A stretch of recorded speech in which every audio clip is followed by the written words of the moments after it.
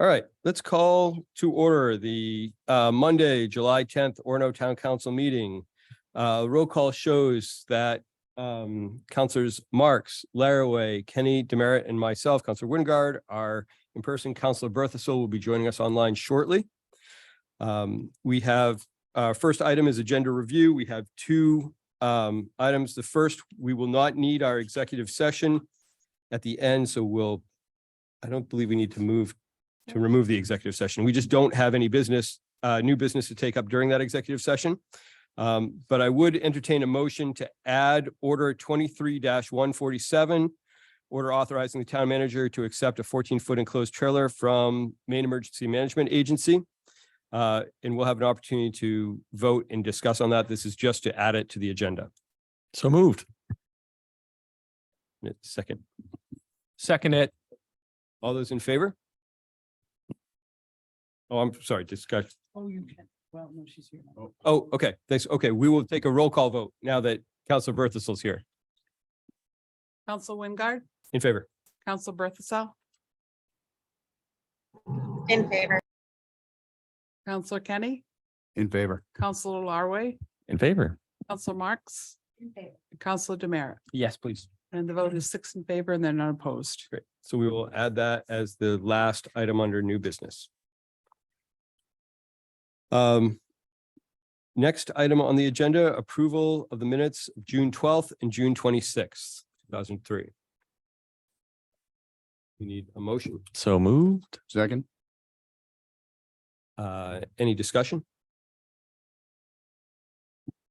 All those in favor? Oh, we need a roll call vote. I'm sorry. Councilor Wingard, In favor? Councilor Berthasell, In favor.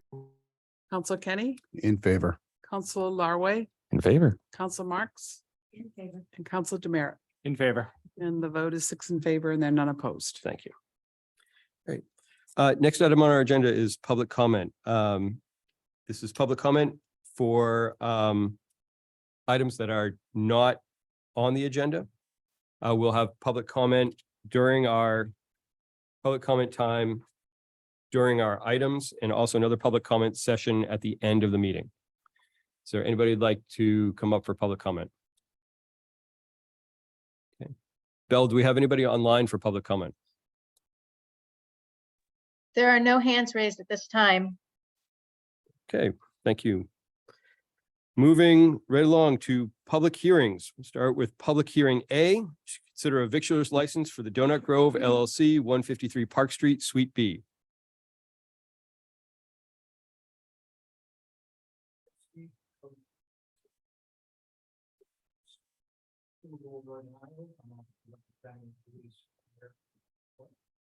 The microphone probably needs to be turned on.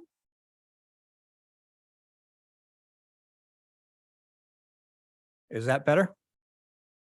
Yes. Okay. So with these recommendations is with police, fire, myself and town clerk. With the Donut Grove, we're asking for a conditional license. We have some scheduling issues with a contractor that needs to finish up something. And so with the approval through code enforcement, we'll issue a certificate of occupancy when that contractor finishes up. So we're recommending approval with a condition. Is there any discussion from council? No, just excited to see a new business come into town. Yes, we are. Any discussion from the public on this item? All right, seeing none, we will close public hearing A, move on to public hearing B to consider a class 4 tavern liquor license special amusement permit for music, dancing and entertainment and victualer's license for Timothy Gallen doing business as Black Bear Brewery, 19 Mill Street, Suite 4. And all inspections are done and paperwork is in, and we're recommending approval.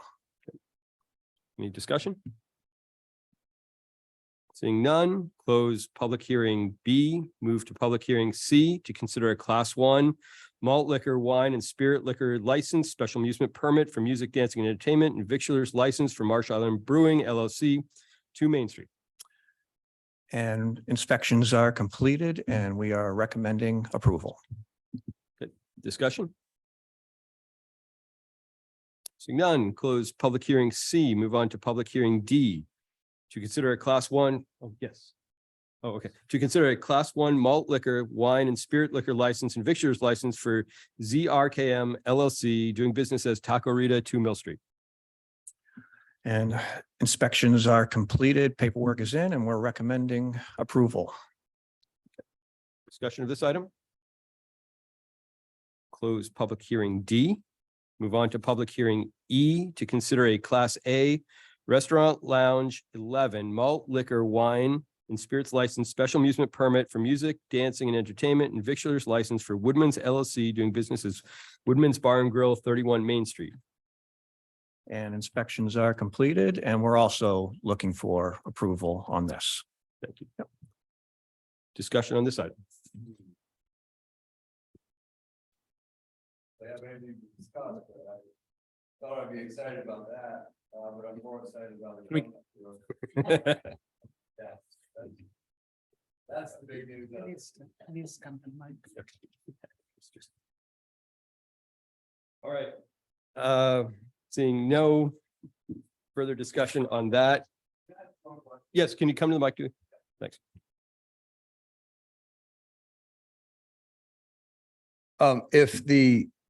It would be a different LLC. Sir, could you mind stating your Oh. name? Dewey Hasbrook from Orono.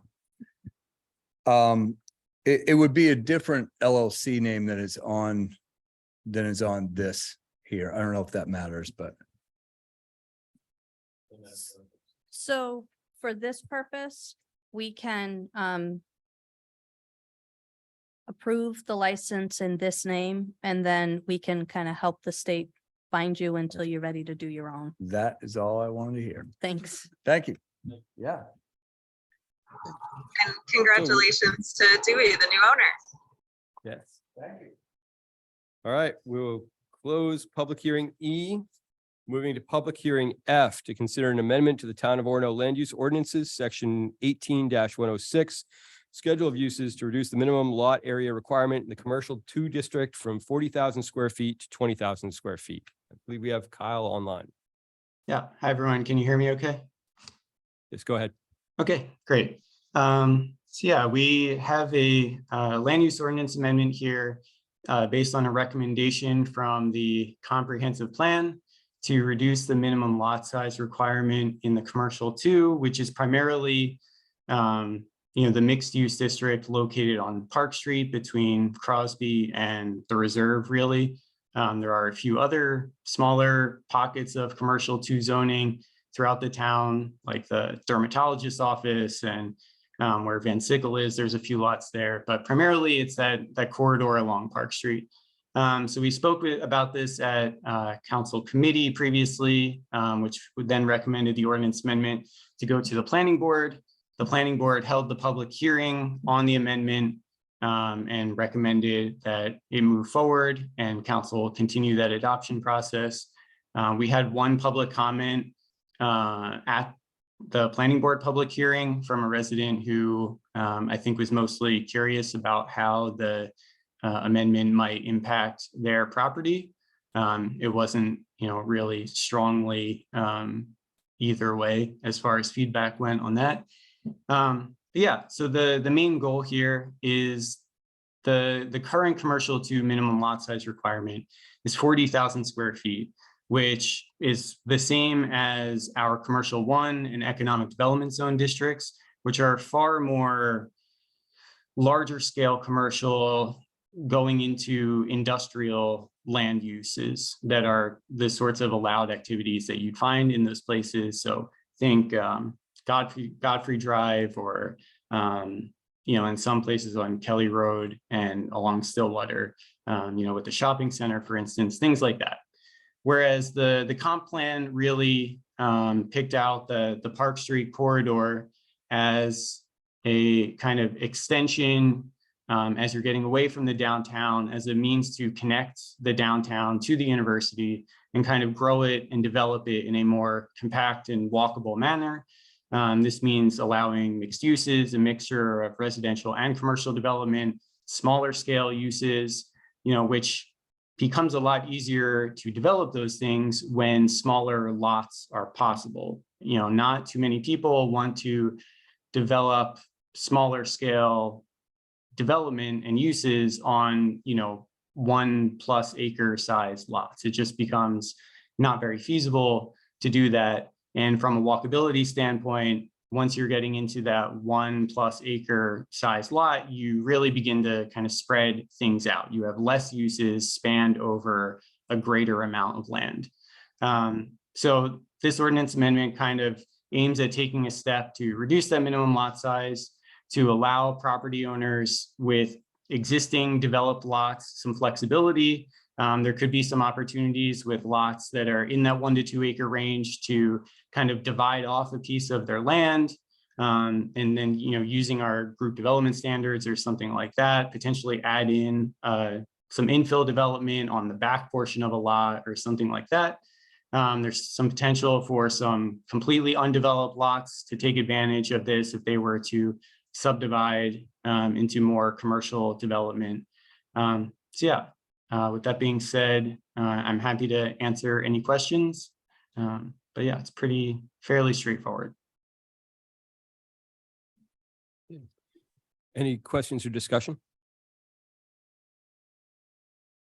We have talked about this in previous meetings, been through the planning board. Yeah. Any public comment? Belle, do we have anybody online? Nobody with their hand raised. Okay, thank you. So seeing no further discussion, we'll close public hearing F. Right, that's all our public hearings for this evening. We'll return to these issues during the business part of the meeting. Next item on our agenda is acknowledgements. Let's start with Councilor Berthasell, so I don't forget her. Thank you. I would like to acknowledge the folks who've stepped up to run for office in the special election that will be happening in early August. Thanks, folks.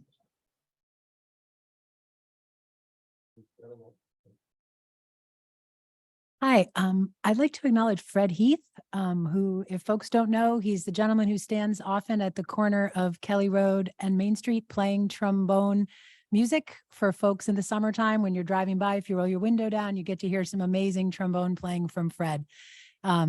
He just does it, I think, on random days when it works for him. So I can't tell you when to drive by, but it's really a treat in our town and a real tribute to people just doing great things to share with each other. I'd also like to acknowledge I believe it would probably be our public works folks. I just know I live close to Webster Park and really have appreciated the tree planting with the informative signs about trying to deal with brown-tail moth and planting things that would be resistant, and very appreciative of that. So I would just second the statement about public works in Webster Park. I spent a lot of time there myself, and so you stole mine. But yeah, just much appreciation for all of that work. I want to echo what Sonia said. I was pleasantly surprised to see three candidates come up for this short-term office. Was great. So acknowledge those folks for running. And I wanted to acknowledge Shelley Crosby as well. Just a random time I was in the town office conducting some business and watched her and conducting her business with a family that was, I think, registering a newborn child or something. And I think through the course of the conversation I think they had have done that before. And through the course, just raving about how great Shelley was, and basically said she's, super person or something. So that was pretty nice to see. And I think what obviously we strive for here. So that I want to acknowledge Shelley. I'd like to acknowledge and thank the volunteers who work so hard at the flower beds and gardens around town. I find driving around, particularly on the weekends, I see people out working, and I was trying to pull over and stop and thank them, but I wanted to thank them here as well. I think they do a phenomenal job for beautifying the community. I think those are all wonderful, timely acknowledgements. I've also been really impressed with the amount of success that has gone on with the opening and maintenance of the municipal pool. We went through a period where over COVID years, we weren't sure how that was going to continue to operate. I think this year has been a great return for a lot of kids to a real strong, awesome tradition in our town. It's nice to see. Thank you. Our next item is unfinished business. I don't believe we have any on the agenda. So we can move on to consent agenda. We need an order or a motion for consent. Can we, if we want one removed, is this the time? Yep. Could we remove 23-129? Yes, we can remove 23-129. We can remove that, talk about it separately. If we are talking about the position, it can be done in open session. If we want to talk about the candidate for that position, we have to go into executive session. Just the position. Okay. Or.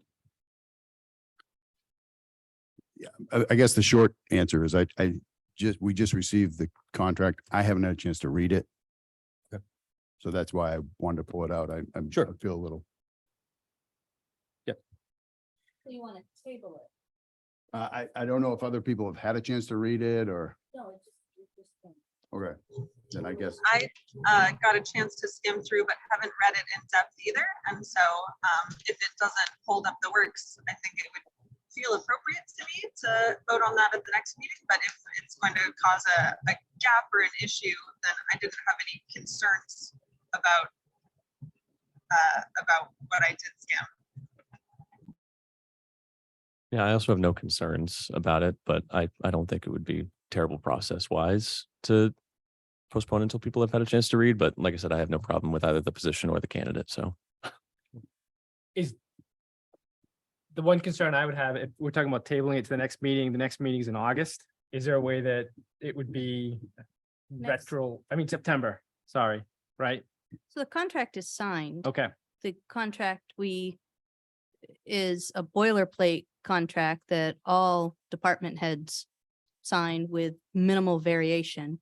But salary would be changed. And if for some reason you didn't approve the contract, we would have to have a conversation about what would happen. Yeah. This is not, I hate the idea of leaving someone with uncertainty for 2 months who's worked well and has been a valued member of the community. So could we maybe pull it off the consent agenda, talk about it for a few minutes and then provide our consent tonight instead of waiting until September?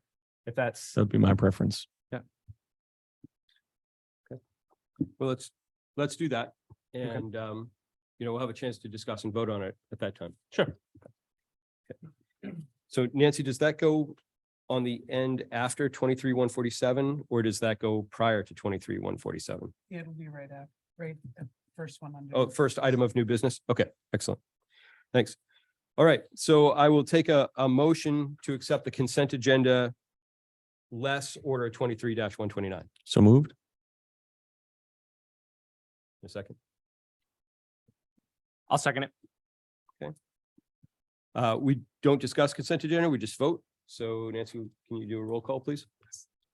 Council Wingard, In favor? Council Berthasell, In favor. Council Kenny, In favor. Council Larway, In favor. Councilor Marks, In favor. and Council Demerit. In favor. And the vote is 6 in favor and then none opposed. Okay, thank you. So those approved. All right, so now moving on to new business, and we'll begin new business with order 23-129. Order confirming the employment contract of Megan Mazzella as the Parks and Recreation Director for the town of Orono, effective July 1st, 2023 to June 30th, 2026. And Need a motion. oh yeah, we do need a motion. I'm sorry. So moved. I'll second that. All those in favor? Oh, no, I'm sorry. I was doing in favor of it, of bringing this back to the agenda. No, I'm sorry. It was a procedural error on my part. Discussion on this item. So, Sophie, maybe you can explain to us what the role of director entails. sure, the Parks and Rec Director is responsible for. Sophie, is your microphone on? Nope, now it is. The Parks and Rec Director is, I'm just trying to make this a little bit bigger so I can see, give me just a second. is responsible for the day-to-day oversight of the department. So they supervise employees and volunteers. They determine priorities within the same landscape as other department heads would. The department, as opposed to the manager, which this individual previously served as the manager, so we're phasing out the manager position, making the director position. This person would act more independently and also be responsible for supervising her people without other supervision other than the town managers, and also assisting with the creation of budget, but managing the budget that has been approved. And is also on call 24/7 like other department heads would be. That was I guess, a question I wanted to ask is, and this is nothing to do with the individual. We've got an awesome rec department, awesome rec manager, now director. But it was about just getting this 20 minutes before the meeting and not having a chance to review it. Just curious also, what's the mark for having a contract with an employee versus all of our employees, I assume, don't have contracts, or do they? Contract employees are individuals that are department heads or division heads. So they have a highly professional or department head level. They're individuals who would have, by industry standards, some different level of responsibility. So salaried, I don't have anybody on a contract who is an hourly person, and who most of them on call 24 hours a day. And the contract allows us to do some different things with the benefits package that they get. But the biggest difference is when you get up into the division and department head level where they are operating so independently, their vision and their alignment with the vision of management and the council is very important. So their contract allows for, essentially, we've negotiated an exit in the contract with all of them.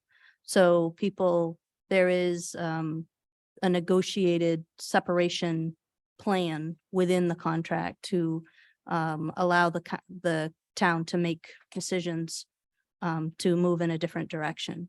So for that, they get benefits in the contract that other employees don't get. Does the director position report directly to you now, or is that still Yep, the same? she reports directly to me. Mitch and I will are going to manage some of the reporting, like for very minor things will still come up through community development. She's still a piece of the community development team, but for the big picture, large scale stuff, she will report directly to me, which was part of the desire to change. And the vision is like an elevation of the department in terms of, I don't know, is prominent the right word, or within the infrastructure of the town, or? So for a long time, we had a public works director. Sorry, a director, Parks and Rec. For now, Yeah. for now. Just going on We had a pretty vacation. Good public works director. But for a long time, we had a director of Parks and Recreation. And then in an effort to save money and to kind of strip the department down so that we could build it up in a more sustainable way, we rolled in Parks and Recreation. Also, the director of Parks and Recreation became the deputy director of community development, so we could pay for some of that salary through the tax increment financing district. The plan all along when we did that, when we hired, quite frankly, this individual, the plan when we hired this individual was to move them up through the ranks to become the public works director. I'm sorry, the Parks and I have public works on the brain today. I'm sorry. She's got skills. The Parks and Recreation director. I too, I don't think when we initially made the hire, we expected it would happen this quickly, but this individual is incredibly talented, and with what council wants to do with Parks and Recreation, it needs to be headed by an individual whose single focus is Parks and Recreation. Keeping this position in the community development team allows us to find and maintain some of the synergy around economic development and pride of place, which has been incredibly fruitful for us. Well, I know we don't talk about personnel, but I'm excited for the personnel in this particular instance and that we're able to advance somebody within the organization and that Parks and Rec are taking a step forward in terms of the organizational structure. So all good things. Yeah, and again, I've been really pleasantly not surprised, but happy to see that this Parks and Rec and I guess community development. I'm not sure what Ed's title is, but they are doing a lot, it seems, with the older population in town. I think it's been very well received, and I hope we continue to expand that and invite more in. But I mean, really, I feel like some great strides on that front are being made. So appreciate all that. So what I will say is when resourced and provided guidance on what the vision is, departments can do amazing things.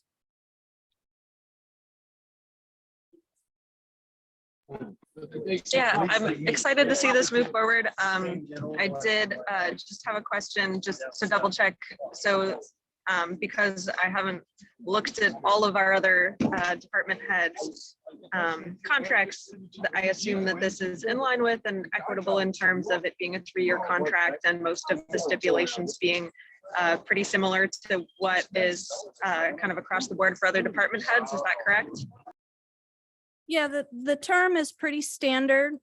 Department heads have negotiated some different nuances. For this particular one, a nuance is that professional development is very important to this individual. And so what we are agreeing to is before July 1, 2025, having a comprehensive professional development plan in place for this person that we would deploy within budgetary constraints. So it's really, we still have control over what the cost will be to the town.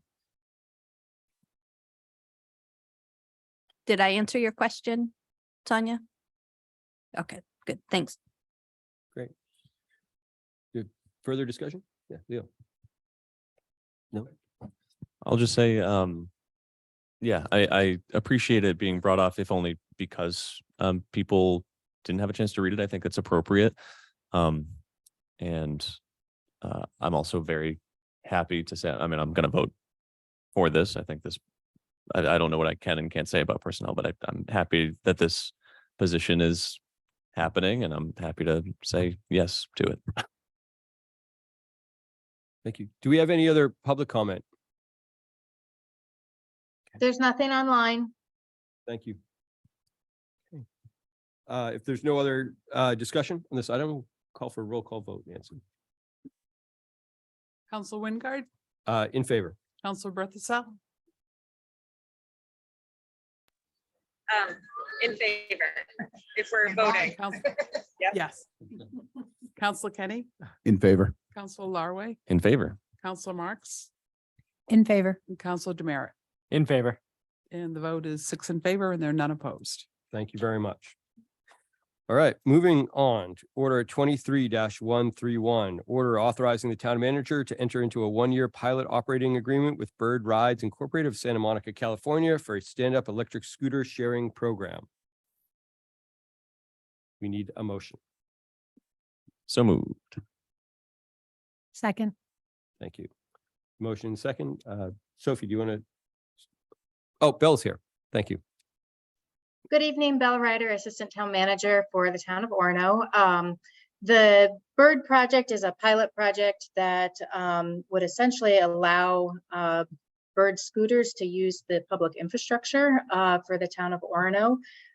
There's no liability to the town, and we have some control and say as to where scooters will be allowed, where we'd like to see them stationed, and kind of places that they won't be that they won't be allowed to go. The university, we will geo-fence off, so scooters will not be active on university property. But because Orono and Old Town are kind of continuous projects, then we will be able to have scooters that can go all the way from downtown Orono to Hannaford, and likewise from Old Town to Orono property. So there will be a program manager that's that's kind of on the ground with bird scooters, and they're responsible for locating, picking up scooters that are broken or need to be charged, and making sure that they get repositioned where they need to. Thank you. Any questions or comments? Good, please. Yeah, I just, I was relooking at our meeting from the last time to come up to speed on the scooters again. And I remember, I think it's in the contract link here also saying that they wouldn't be bound by any rules that don't also apply to bicycles.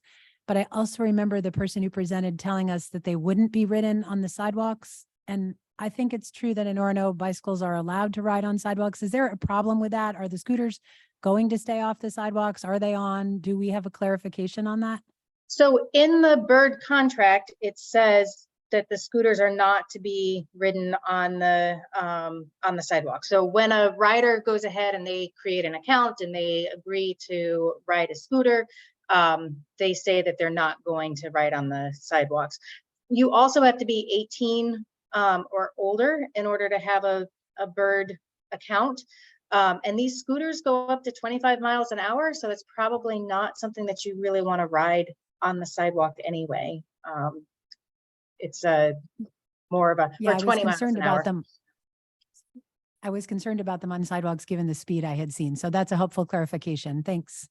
And we can report users and say, you know, saw a user at this spot at X time riding on the sidewalk, and bird can deactivate their account or censor them, or however they choose to handle discipline on their own app. If I could just clarify that what you saw with regulation, what that was really getting at was bird is nervous about coming into an area and then having the locality start enacting ordinances solely to regulate scooters. So what they're saying is the contractor, the terms we're going to live with, and you're not going to make special ordinances to regulate scooters for this year. That's what we would be agreeing. I had sorry. I think Dan was. All right, Yep. you can go first. Yep, but thank you. So the agreement that Bird Scooter would be the sole provider. So does Orono, I mean, Orono would be in a position of having to prevent anyone else from operating in town, or would we be able to? So I don't know that we could say you can't operate in town. We could not give them permission to utilize the public ways, like parking lots and things like that. But even, we have franchise agreements with cable providers, and you still have other options in the community. So when we were presented this at the previous committee meeting, I thought this is a great idea. Still think it's a great idea. It was mentioned that they might be one of the places that we might typically use them, or where they would be stored, is at the bike racks around town. And I was wondering, sort of, if I would have been nice to ask this person this last week if I thought of the question, but if there's been issues before, sort of managing shared space between bicycles and scooters in other municipalities like Old Town. I'm not sure if we've heard anything about something like that. So when I spoke with EJ Roach, who kind of is the city liaison in Old Town for Bird. He said that they really hadn't run into very many issues or complaints. Anything that they did bring up to Bird seemed to take care of pretty quickly. Like Jeremy mentioned, the fleet manager gets paid by the number of rides that are taken. So if they don't want those scooters to just be sitting at a bike rack where they're not being taken out. So they will make sure that they're kind of moving the scooters around so that they are in places that they will be used. And certainly they don't want to get a reputation for taking up valuable real estate for other users. Great, that's helpful. Other questions or comments? Do we have any public discussion? Okay. I'm also excited to see it. I hope that if it's a successful pilot in Old Town and Orono, that we may see things like the inclusion of the bike path and some other transportation routes added later on. There's nothing else, we can call for a vote. Council Wingard, In favor? Council Berthasell, Yeah, she may have left. I think we lost her. all right. She's off the. Council Kenny. In favor. What's Oh, then we can. Oh, if she's no longer on, we can just do a regular That's vote. true. Okay, so all those in favor of order 23-131? It is unanimous. Thank you. Great. Order 23-132, order authorizing the carrying forward of $174,193 from the balance of fiscal year 23 municipal budget into fiscal year 24 to complete projects identified in fiscal year 23. And they are enumerated below, and I will not read all of them. Just have to ask for a motion. Yes, yeah, we need a motion. So moved. Thank you. And second? Second it. We're able to discuss it. Yes, we'll Second. second. Okay, so we have a motion and a second discussion. Councilor Barrett. Sure, a couple, this is all the stuff in green on the agenda. Is your microphone turned on? It is now, thank you. So, a couple questions. One was on the council chamber project. It was approved in FY 23. We have a number of capital projects and, or assessments underway or on buildings and things like that, and we're in the public safety building. And I wanted to know if this was a project that if we committed anything to the funds to the project that would otherwise be cause operational challenges if we hold it until we kind of get the broader discussion done in terms of what we're doing with the public safety building and the other buildings, and just kind of have a more comprehensive conversation about what we're doing. And I don't know why I wasn't here when these funds came forward, and it seems very serviceable to me for now, but I just wanted to raise that question. And I've got another one that I can come back to in a minute, but Yeah, I mean, I feel similarly about that item. Okay. Rob or Sophie, do you want to? Yeah, so the scope for the council chambers project is really aesthetic. It's the blinds don't work. So that causes challenges, especially in the summer when the meetings are held and the light shines in at certain angles. So the scope of the project was to replace the blinds and the valances in the upstairs. So other than the challenges with light, it's not going to cause any major issues, and we're not. I'm in the process of getting some quotes for the blinds now, so. Yep. So let me, maybe this is a Sophie question. If councilors continue to have questions, say we get a quote, if we elected not to carry forward this money, then the money would not be available. If we carry forward the money, we can still opt not to spend it if the quote doesn't meet what council feels is appropriate at that time. Yes. Okay. Thank you. And where it's, what was it, 9,000 or something? Does that mean it would have to come back? So we would actually end up having to approve it? Or it feels like if we approve this now that it's sort of I would think it's approved, but we're misreading that? So what we're doing here is going to cost more than $5,000. So it's going to come back. It's come due. The issue I would have is Rob is incredibly busy. If you're not going to approve doing the project, then why would we ask him to put it on his plate? And why would we ask vendors to scope it and all of that? If you're not going to do it, then don't carry the money forward. Yeah, I was just gonna say, I agree with what Dan had to say at the beginning, that I just feel like I don't want to be spending money on spaces until we've really decided how we're reorganizing spaces in our longer term plan, as much as we can possibly avoid. I'm not sure which blinds don't work.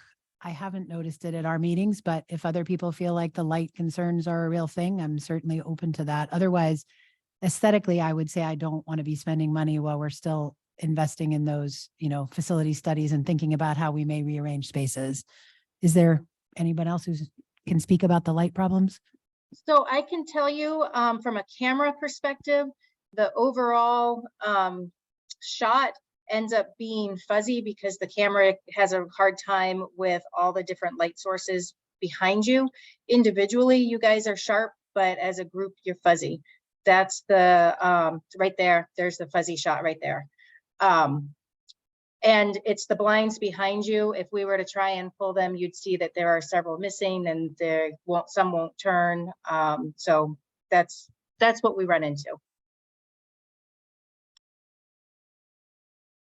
Thanks.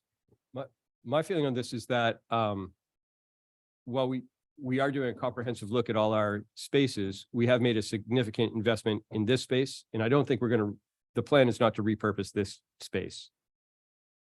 I have not heard that proposed. So I'd be in favor of keeping it and keeping this item in. But again, I think more for the functional purpose of, assisting with this huge video upgrade that we've just made, rather than any aesthetic purpose.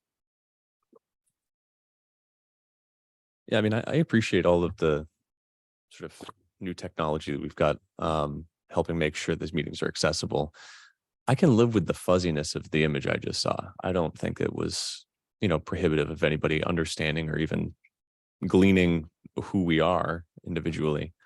I appreciate the thought that's gone into this. But when I think about if the lights are the main thing that's more than aesthetic, the other items listed here were replacing dated window balances and repainting town council chamber. And I still think this place, I mean, I'm open to other people who feel more strongly, but I think it's painted well. So I don't feel very strongly that this is something that I think should be on Rob's plate if he's super busy. So understand, staff can't have council agree and approve a project and then just not do it.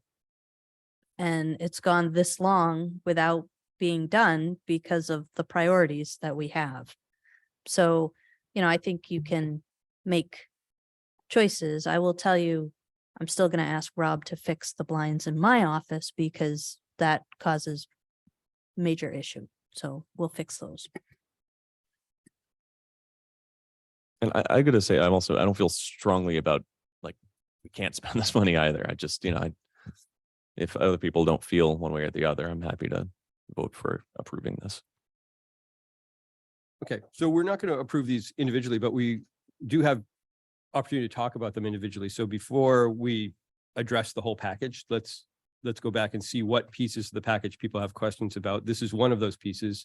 Dan, you identified a second one. You have Yeah. questions about? Yes, on the flash vote carry forward, I'm very supportive of the concept, and just Sophie, it'll come forward like everything else that's over 5,000 will come forward. We'll understand the whole, what the extent of, it's not just like a flash vote on one item, right? It's a survey Or is it a? Yeah, no, you and I've talked Yep. briefly about this, but this was an opportunity. We did not include this in the budget because the budget was so tight. Seeing the expected $420,000 that will be lapsing to fund balance was an opportunity after sitting and listening to counselors really talk about what your priorities are around engagement and hearing from the community. Flash Vote is a fairly new service that communities across the country have picked up, that they work with the town to create a pool of residents to be contacted 6 times in a year with a 5 to 10 minute survey that can be email, text, or phone call. The town would suggest, you would talk with a poll maker about what it is you're looking to understand. And they would help build questions that were not push questions, questions that were statistically significant and build a pool of individuals that would hopefully model a statistically significant cross-section of your community. So this is suggested not because I'm dying to do more, use more technology. Well, it's always fun, but is really after sitting and listening to what the priorities of council is, this seemed like a way for us with 1 year to kind of trial this product. And we might at the end of it say it's not enough and we really want to do a community survey, which is a whole other community survey is not just thinking up questions and putting them out in the community. That is a title for a survey that is created and deployed by an outside entity to your community to ask the same question in different ways to truly try to understand some root desires or root causes. One of those polls, City of South Portland just did one a few years ago. It cost them, I want to say $16,000. So it is not a cheap poll. This to me seemed like a way 6 times a year, as long as it was planned out kind of in advance, what you were looking for, so that we could really make use of it. It seemed like a way to get some of the information council was looking for. I like it. I think I like it. Are we anticipating that this will be like council driven, kind of what, 90%, 100%? So I would envision that council would talk about the things that they want to learn about. You guys have just talked about wanting to have a community conversation around public safety. I think council workshops, I'll use that as an example, council workshops and says, here are the things we really want to hear from the community about public safety. Here are our questions for the community. And then staff takes those questions back, works with Flash Vote to come up with sample questions that we would bring back to council. And when we would know from Flash Vote how many questions would make sense, and the council would pick the questions that they wanted to be asked, and they would be asked. The thing that's interesting about this is the time between asking the question and providing graphic information back to the community is it's like 48 hours. It's not a lengthy open poll. So it's that a lot of time is spent trying to collect people who will participate. In some of the communities that acted as references for this entity, what they liked is their motto was, we want to hear from you. We want to learn from you. And so they scheduled, they only did 4, but they did it once a quarter. People knew it was coming. And their elected officials asked the question and got the answers back, and it happened quickly. And it was a way of this, we've heard from you. This is what you've said. This is where we think we'll go. So there are the things you've asked about. I know from a staff perspective, I would very much like to hear from the whole community what's important around Parks and Recreation.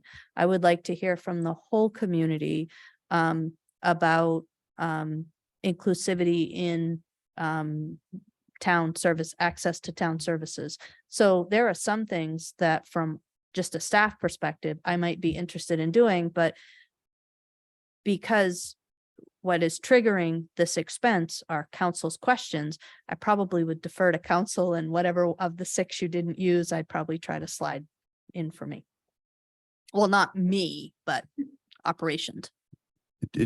It seems like the hardest part, and I'm curious if this is going to be a burden on staff, is the hardest part is going to be getting people that are the good cross section that's going to be responsive and participate.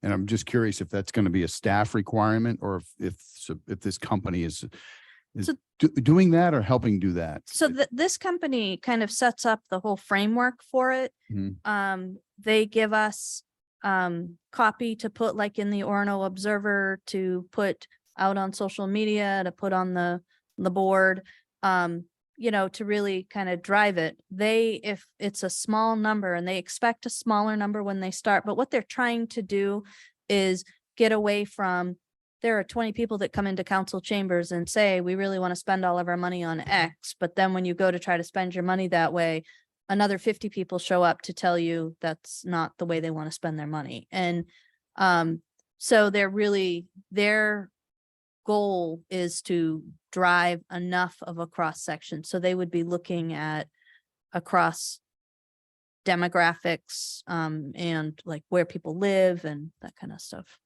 So I don't feel too strongly either way about this, but I lean more towards, I would like to see us doing something.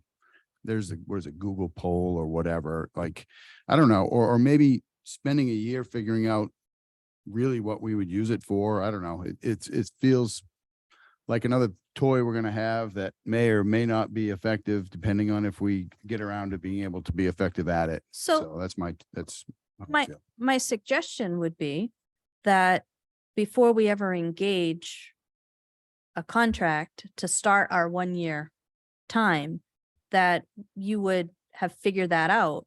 This is not me suggesting that you're agreeing to do it right now. It's here's where the budget would be to be able to do that. But I think one issue you have is when you think about all the different ways you want to access people, every counselor sitting here has a group of people that they know, that they run into, that they spend time with, that might not represent the entire community.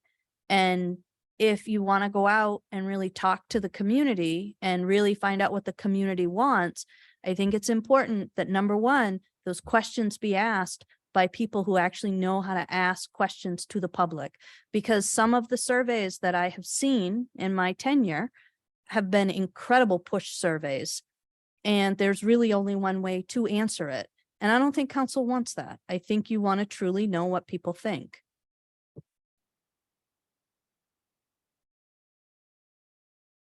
Thanks, Sophie. That was all really helpful. I completely agree about wanting to get the information from as many people as possible. So I really like the fact that they're looking at all different demographics and trying to make sure there's a really representative pool. I did have a question. Do you know though, like, is there a cap on the number of people who can respond? Or if we were lucky and every single person in town wanted to do it, can they all do it? So my understanding is that, yes, that they will, they might not be able to make calls to every single person in town, but through the 3 ways that you can answer, that we could do that. I mean, that some of the people who are doing this are huge cities with very large pools. And my second question was just, I really like this idea. I'm also really interested in the community survey idea that you brought up, and they sound like they have similar price tags. This was 11.5 and that one was about 16, you thought? Was that right? Yeah, so the community survey, you do it once. Right. And you wait for quite a bit of time to get the data crunched. It comes crunched in a report multiple different ways.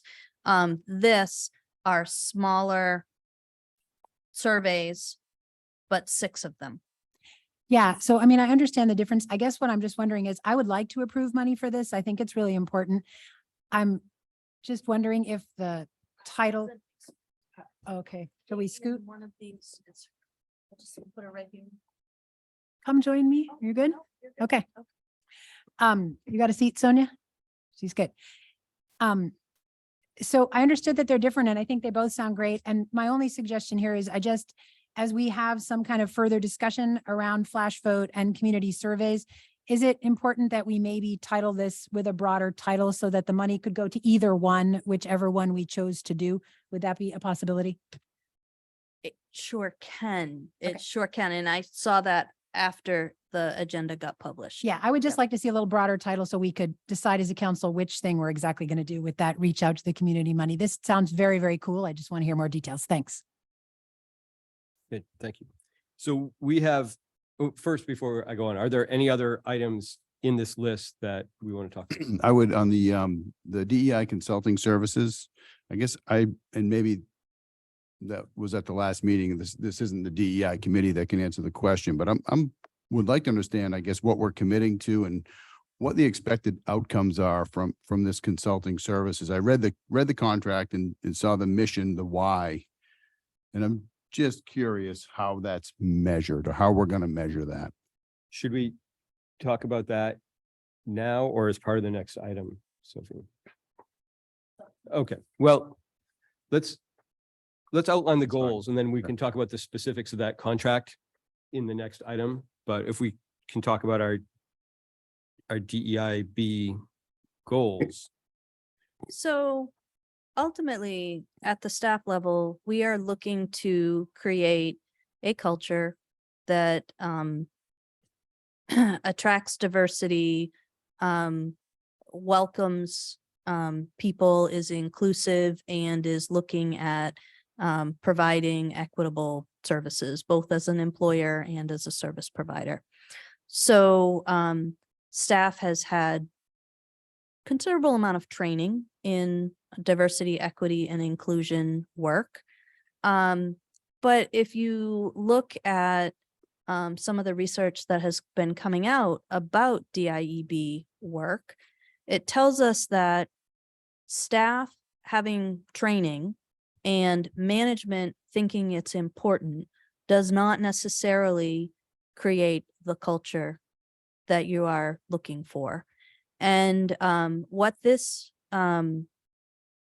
specific contract would do, it's a 1-year engagement to meet with all of staff 4 times, to meet with the management team, I think 2 more times than that.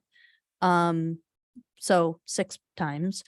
And that it is a goal around walking staff through how to evaluate our own services so that we are building capacity to do that work internally. You know, I go back to where we were with our safety program, where council said safety was important, management said safety was important. We trained staff all the time about safety being important. And it is when we create the culture that says we all believe safety is a critical piece of our mission, that we begin to elevate the safety program into one that takes precedent and is truly more than just following check boxes, which makes it a better program. We are trying to do the same thing with DEIB. And you are not going to be able to, out of a can, create the process by which you're training staff at all levels to evaluate how they do their job and how they comport themselves. So I really, when you look at the articles that are coming out in HR world, they're telling us that taking this outside of a checkbox is the way to make it work within an organization.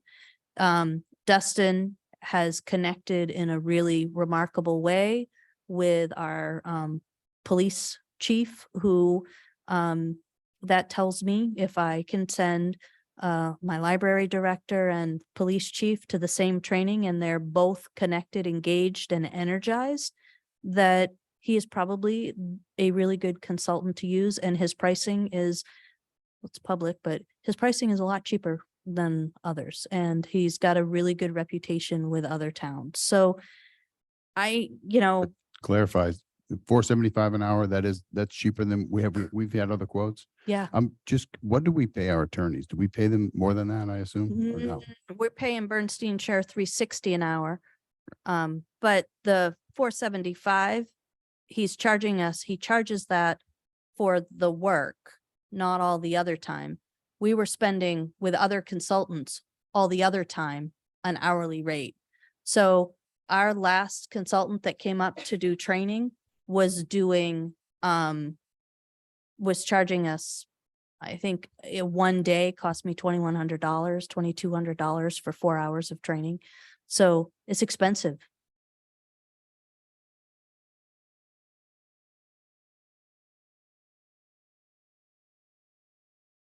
So I think we have a motion procedurally.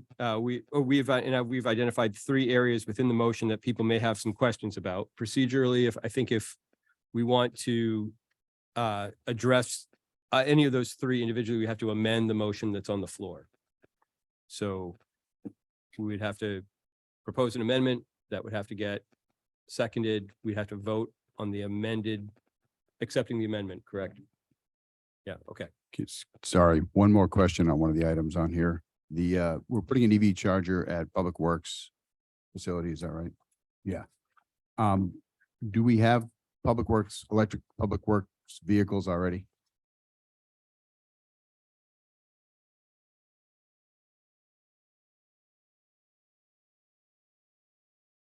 Not yet. Yeah. Okay. But we do have a code car that would be able to charge there. Do we have? Then as we expand in the fleet, there will be some others. We have charging stations Well, here. So the charging stations that we're installing at the library and the town office need to remain public. So we wouldn't be able to use those to charge the town's vehicles. How do we charge the code one today? He plugs it into the lamp post out there. Oh. And it, for the most part, keeps it charged up. Okay. We've had some issues where sometimes, especially in the winter, we'll bring it over to the garage and charge it. But this would be a level 2 charger, so it can charge a lot quicker than just plugging it into the wall. And those 2 are coming library. Oh, wait, those are public. We don't have any community, but we don't have any We have no facilities. town chargers. And at the all. one we're gonna put in will be there, not here.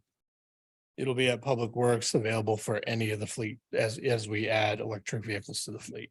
Do we Over have, time. don't we have 2 electric police vehicles or no? Are those Hybrid, Those are hybrid. hybrid, So do those charge differently? yes. They charge differently. They wouldn't use this type of charger. No, No.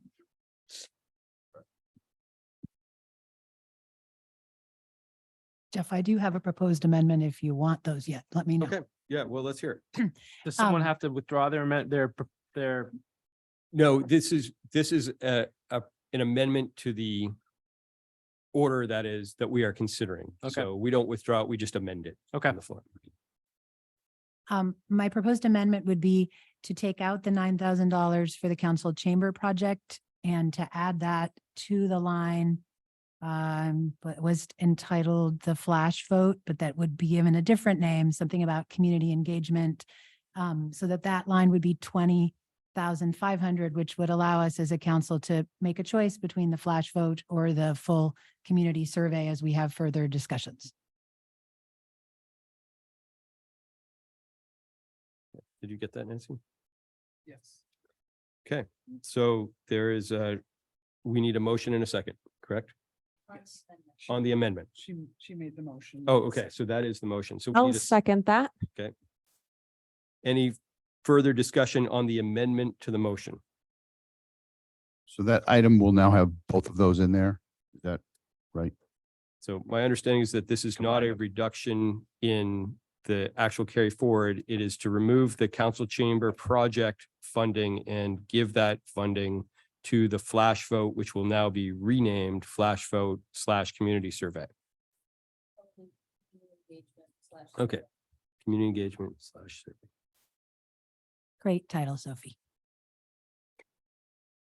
I thought I understood the motion to say that we could use for the council chambers or that. No, I misunderstood. No, I was suggesting taking it out of the council chambers and adding it to Sophie's title. Okay. Any discussion on this amendment? Further discussion on this amendment? Okay. See, no, I did have one question. I mean, us, if we were to move this out of the council chamber line, would this cause an inconvenience to staff with work you've already put into some of this? No? All right, good to know. Thank you for thinking of us, though. we do not need a roll call vote now that Councilor Berthel is here. All those in favor of the amendment? Okay, all those opposed? It carries? Yes, one opposed. Carries 5 in favor, 1 opposed. So now do we need to make, how do we revise the order 23132? That we're just good with that. The amendment is embedded in that. So what I will do is I will take this list, make your change that if this order is approved, I would make the change that was just discussed. Nancy will take that and put it with the minutes, and there you go. Fantastic. Yeah. So is there any further discussion on this order with the amendment? Okay, seeing none, we'll call for a vote on amended order 23132. All those in favor? Okay, it's unanimous. Thank you. Good. Thank you very much. Thank you, Sarah.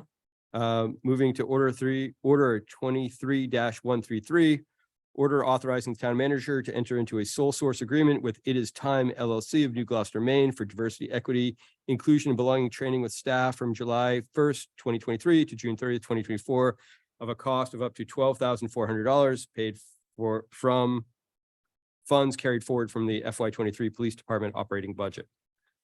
I would like to move approval. Second. Any discussion on this? I had just a couple of comments, which is I did ask our own DEIB committee if they had any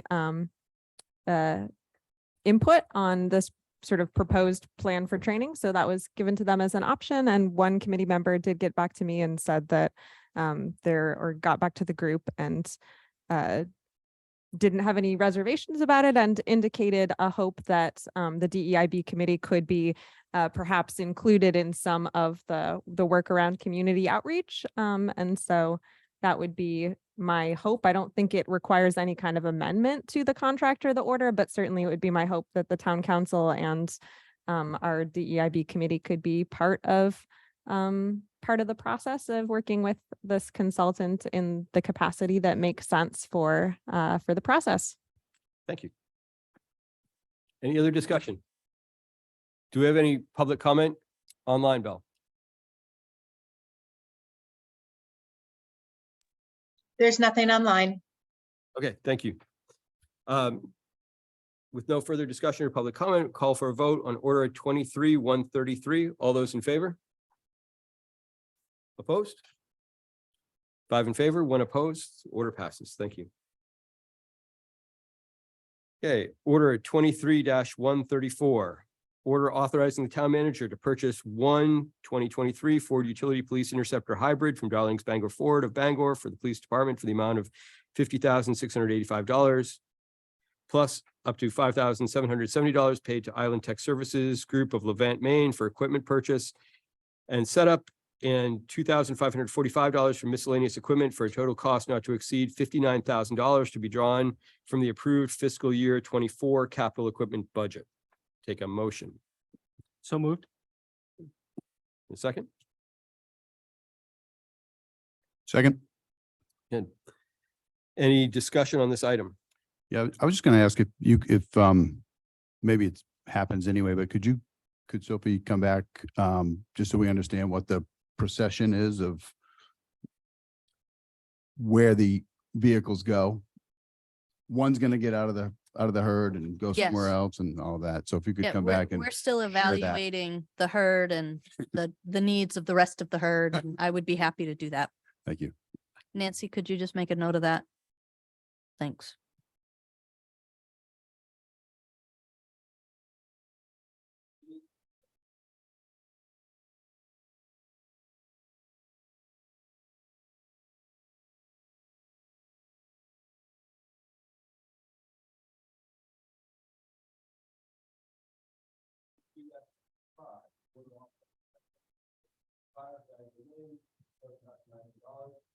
Is somebody speaking?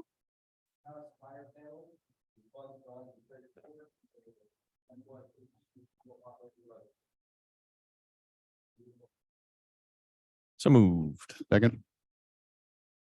Rob?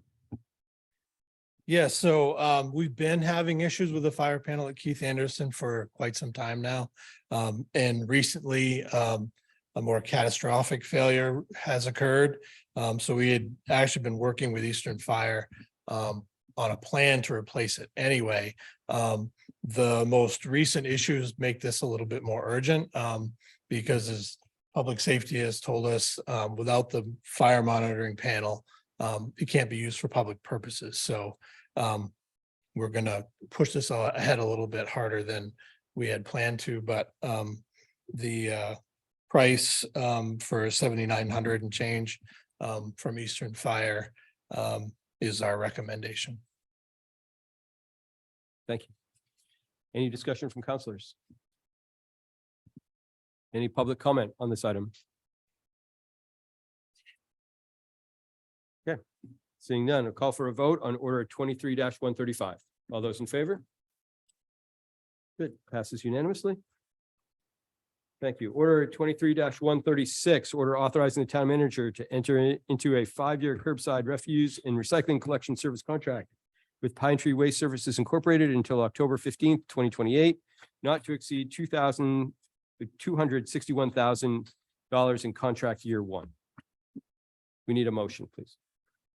Move approval. Second. Rob? Sophie? I can start. Yeah. So in June, we advertised for refuse collection services. So this is the part of the process where we actually physically go out and pick up the trash and take it to a designated site that the town tells the contractor to haul it. This is the contract for hauling the material. The town has the option to designate where it gets processed after it's been picked up. And within a contract allows for a 20-mile radius. So the advertisement called for quotes to do a standard collection that we're doing right now to continue the same level of service with the same process. So MSW collection every week with a manned collection service. And then recycling collection every other week using the same process. But we also allowed for alternative solutions. So we provided an opportunity to give alternate collection methods, alternate collection strategy, scheduling, however it might be. The contractor could provide us with a proposal to provide the service in a different way for whatever reason, and to justify that in their proposal. So we only received, it was advertised through the month of June. We received the bids on July 7th. We received one bid from Pine Tree Waste. Pine Tree Waste chose to provide no price for the base proposal. So to not offer the option for the standard manned collection. Instead, they provided an alternative proposal that would have the town over the next roughly 90 days transition to automated side load collection. Very similar, pretty much the same process that we spoke about a while back in the spring when we were getting ready to put the RFP out. So the change, so the process has been proposed. What people will see, what the change would be, is some of the good things are that the materials don't change. So the same items that you're putting in your recycling, same items that you're putting in your MSW continue. The service adds recycling to an every week process. So every week, so no more trying to figure out, is it recycling, is it not? Because every week is a recycling week. Okay. Because the truck that they use can collect both MSW and recycling in a divided bin in the back. The changes that people would see would be that the automated side load requires that we use a bin. So I have one here. This is a 96-gallon bin. See, it's pretty big. So capacity wise, I don't think it's an issue. You have to put it on the curb. You'll notice a little bar here. That's how the truck would pick it up. Each resident, each unit would receive two, one with a black cover for trash and one with a blue cover for recycling. And then those will go out on the curb once a week.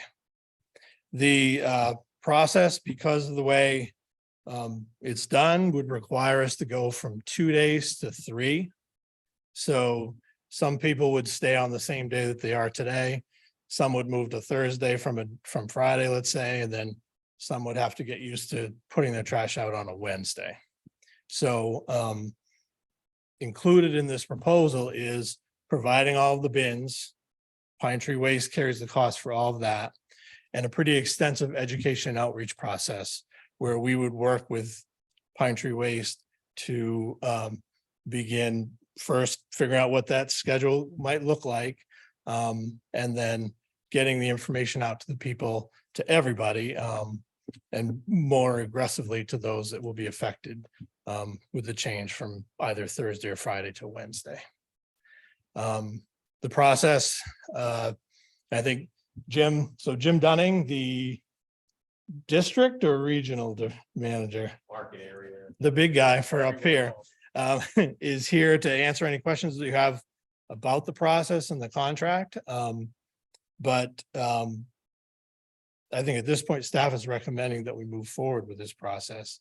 And like I said, there would be about a 90-day period to transition to get our education outreach program put together. Jim's got to source all of the bins and get those delivered, and then again, transition into the new collection. So one of the things you'll notice in the order is that this is not a traditional June 30, 2028 end. And the reason for that is that while Jim drives a really hard bargain, we did get him to agree that he would maintain our current cost and service through October 15th, as long as we stretch the date. So it was 5 years. And the reason for that 5 years is the capital outlay that they have. I talked with our Public Works Director, who actually says ending a contract in October would probably be a much better thing for the town in terms of trying to do RFPs and For budgeting and getting the Yeah. contracts transitioned, is July 1 is a tough time to do a lot of things, and having this one off cycle would be nice. And the only other thing I would say is this contract maintains the same customer service level, the same dispatch, and the fact that we at Town Hall are not running around trying to solve people's missed collection. It's a call to Jim's outfit, and they take care of it all, and that would stay the Yeah, same. that is one of the the best parts about working with Pine Tree Waste is the customer service. I have Jim's cell phone number. I have his operation manager's cell phone number. I can call him when there's an issue and they're on top of it. Their trucks have video cameras on. So if, you know, we're getting complaints, we're able to verify those in a really quick way. So, you know, I think customer service is where Pine Tree really does stand out. Questions? No, I just want to say slightly off topic, but I want to thank Jim for responding to council with an email when we were all questioning how much we're recycling. And that was really great news to hear that it's 86% is getting recycled. So I want to thank you for that email personally. And it's Thank you for the response. I just wanted to help you guys understand how much of it gets recycled, because I know there's a lot of speculation with so many things that have changed in the past few years when it comes to recycling, but a lot of time and energy goes into it. And we did do a tour with some of the folks here from the town of Orono. I was gonna say, he didn't just email you, he invited our environmental services director, Rob, and I down for a tour. We did pick the first 86-degree day, and so I could say it's not just a number, you can actually watch it happening. It's pretty incredible. Yeah, appreciate that. You are living in town and caught that meeting and were able to respond. So Well, thank you all. You can come report at every meeting if you want. We have public comment at every meeting and it'd be, you know, real service to the community. Yeah. I certainly appreciate the offer. Same- Just when No comment. $261,000 is on the line. Same thing. I thought it was wonderful. The response was so appreciated. And Pine Tree, in my experience, has done an amazing job in our town. I feel like customer service has been amazing. The people on your trucks have been amazing every time I've ever spoken with one of them. So a lot of kudos. I love the idea that recycling pickup would happen every week. Also, I think that would be great. I did have one question. Just, I know that these bins are bigger than the ones we've had, which is great because then you can put a lot of recycling if you're cleaning out your barn or whatever. But I did also wonder, is there going to be any issue with like how people are going to need to position them? I don't know how big the arm is that picks them up. I know like on my street, it's narrow and there's a lot of trees that overhang and people are cramming their trash and recycling bins into small spaces. Do you foresee any problems with how small spaces work with these bigger bins and the automated pickup or anything that folks should be aware of? So one of the things we do upon delivery of the carts, loss of education leads up to it, of course. Mailers, Penobscot Times, you name it, we're there for it. Social media outreach. The cart hanger that arrives on the bin goes through some of those specifics of cart placement. When we launched in Bangor 3 years ago, a lot of tight spots downtown, you know, the lower street numbers, things of that sort, where we're in some pretty tight confined spaces. The tree streets, a lot of overhanging branches, things of that sort. Ultimately, there's a little bit of work that takes place. The first few weeks, our guys will get out of the truck, they'll reposition a bin, they'll put a sticker on it. Please place your bin here. We don't do that indefinitely. It's kind of a courtesy. We try to do the best we can up front. And then also we help the public out with some repositioning of the carts. Overwhelmingly, they were, I would have to say 95% of them in Bangor were where they needed to be right out of the gate because of the legwork we put into it in the upfront stage. But there are some issues like that. One-way streets. You know, there are some areas where you've got a one-way street and it's not going in the direction you might necessarily want it with the houses. So on a one-way street, we put special stickers on them that says, please place cart on other side of street, because we can't go up a one-way street for legal reasons. It's just not a safe thing to do regardless of the time of day. So we work through a lot of these type of nuances, and that's part of what's involved in that 90-day window is we get everything mapped out, plotted. How are we going to run the routes? Where are these one ways? Where are the areas that we might have to get a little creative with solutions to make it work so that everybody's trash still gets picked up? So it's not a cookie cutter out of the box that I can say it's going to work 100% of the time for every resident, but we work within that framework and the experiences that we've had in Bangor over the last 3 years. We do it all over Southern Maine as well and throughout our footprint. But it's nice to have 3 years of doing it in Bangor under our belt at this point in time to be able to apply that knowledge. So if I may, the budget, let's talk a little bit about the budget. Are you as much Yeah, I did want to ask, is there, I think there was some discussion about whether there'd be a smaller can available. Is there? Yes, is an option for a smaller container, and I'd leave that to you folks to determine how you want to manage that process. The one thing that I encourage you to consider is that a lot of people might think they want a smaller bin. And in Bangor, we had people pre-register for a smaller bin, and more people pre-registered than what was anticipated. So there's a little bit of a wait time in order to get the molds and everything built for those smaller bins for the additional ones. And by the time they were in stock and we called people back up, said, hey, we're ready to go with your smaller bin, a lot of people said, you know what, I'm going to stick with what I have because it's on wheels, it's easy to move. But that is an option. You know, I know that there are concerns. Some people will just say, whoa, this thing is a behemoth, and I make one Hannaford bag. Well, I guess we don't get the Hannaford plastic bags anymore, do we? But I make one bag of trash a week. You know, there's no way that I need something that big. So it's certainly something to provide an option for. Thank you. Yeah. And the pricing is worst case scenario. It's for the 96 gallon bins. There's not a big price difference in the sizes, but it's covered. So, I moved to Orono, and I've been so impressed with the willingness of your team to take whatever wound up at the end of my driveway and feeling, I mean, if we could stop the recording for a second, all in favor, but I mean, excessive, you know, and so what do you like? And like, we do a lot of Amazon shopping, and, you know, the cardboard boxes come in, and what will that be part of our, I mean, it's not all going to fit sometimes in the blue bin, because we use that same size now, and we still sometimes have but you're using it every other week. Yeah. And the idea would be fill what you can. One of the things that we also see are people not breaking down their cardboard to fit in.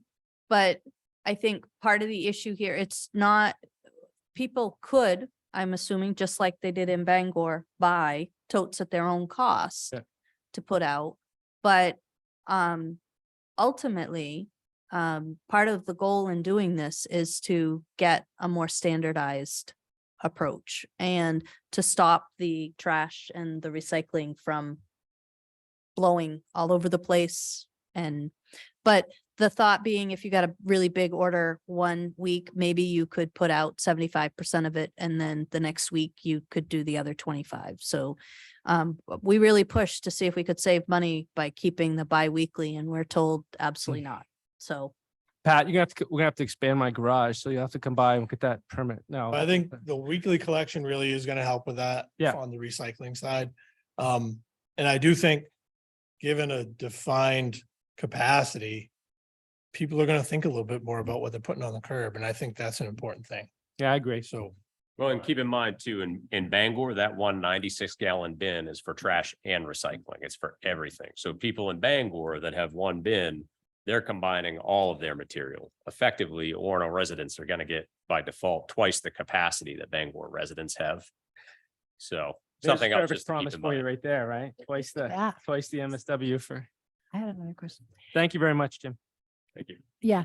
I had another question, which was just about, because of the great tour that I can't wait to hear more about, and because of all the, you know, great information you provided.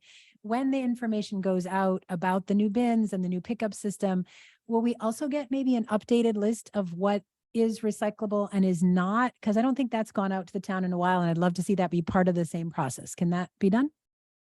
Maybe we'll hit Absolutely. 100% recycling then. So Okay, the card great. hanger, we can double side the card hanger so that through the other education and outreach, we'll include it, but also we can put on the backside of that card hanger the recycling flyer that you should have received as well. It's the more updated version with the do's and don'ts, because that's important as well. Thank you very much.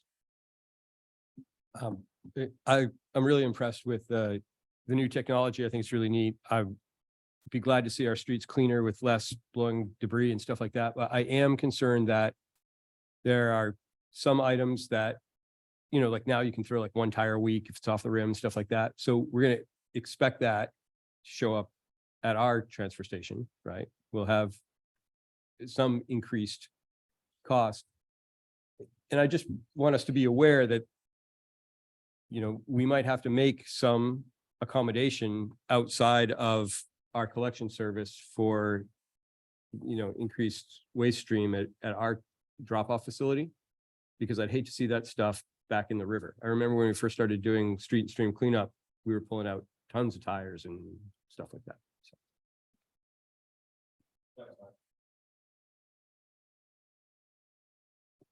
So. Did you have a budget So update? you want me to do the budget part? Sure. So Jim had given Rob fair warning that costs were going to go up. And so if you recall during the budget, we increased both recycling and MSW collection costs. Our recycling includes tip fee and in the budget, our recycling includes both the tip fee and the collection. So when you look at that initial budget, it looks like we are $56,000 or $40,000 under the total budget that we have between the two. But when you consider the tip fee, we would actually estimate that we're about about $40,000 over. 56 under budget, $40,000 over budget. We've talked with Jim. Rob is not done negotiating, and Rob can drive a hard bargain. The other thing we know is that we're only going to be under this project cost for about three-quarters of the year. We also don't know what the recycling tip fee is doing. It appears it might be coming down a little bit. So my recommendation is that we let this ride. And if we have an overage that the budget cannot absorb, Public Works budget can't absorb at the end of the year, we have the solid waste reserve, which was set up exactly for helping us through a transition period, which is what we're in right now. So don't want you to think this is all under budget, because when you add all the numbers up with the tip fees, it looks like we're over budget. We're going to try really hard to bring that down, but we do have a plan. If you agree. Jim, that's a public document, so you should maybe. So one thing I'd like to add to just something that came up earlier, you folks were talking about safety. And if you've looked through the documents I submitted, you'll see that that is really the driving force behind why we've converted the city of Bangor, why our organization is committed to automated side load collection. The job of being on the back of a garbage truck or any type of collection vehicle like that is one of the 5 deadliest jobs in the country. And we actually experienced a fatality a few years back locally. And it really brought to light just how dangerous a job that is. So we are very committed to that process. You know, when was the last time you saw somebody on the back of a fire truck hanging off as they're going down the road? I think it was back in the 90s that went away, but yet we still see our collectors on the back of these trucks with distracted drivers that are just not paying attention. We have near misses on I don't want to say a daily basis, but pretty darn close to it. We've had multiple accidents where people don't even hit the brakes and slam right into the back of our trucks. That's one of the benefits of having the live feed on the trucks, is we can see all these things that happen. So I don't want you to think that we were trying to strong arm or anything like that when it came to not providing a bid for services for the traditional style collection that we've been offering for all these years. It really is with a focus on safety and utilizing technology.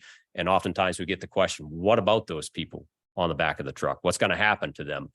Most of those people on the back of the truck are temp workers that we utilize through some different agencies. We do have some of our own, and we still have existing contracts out there that they'll be fulfilling.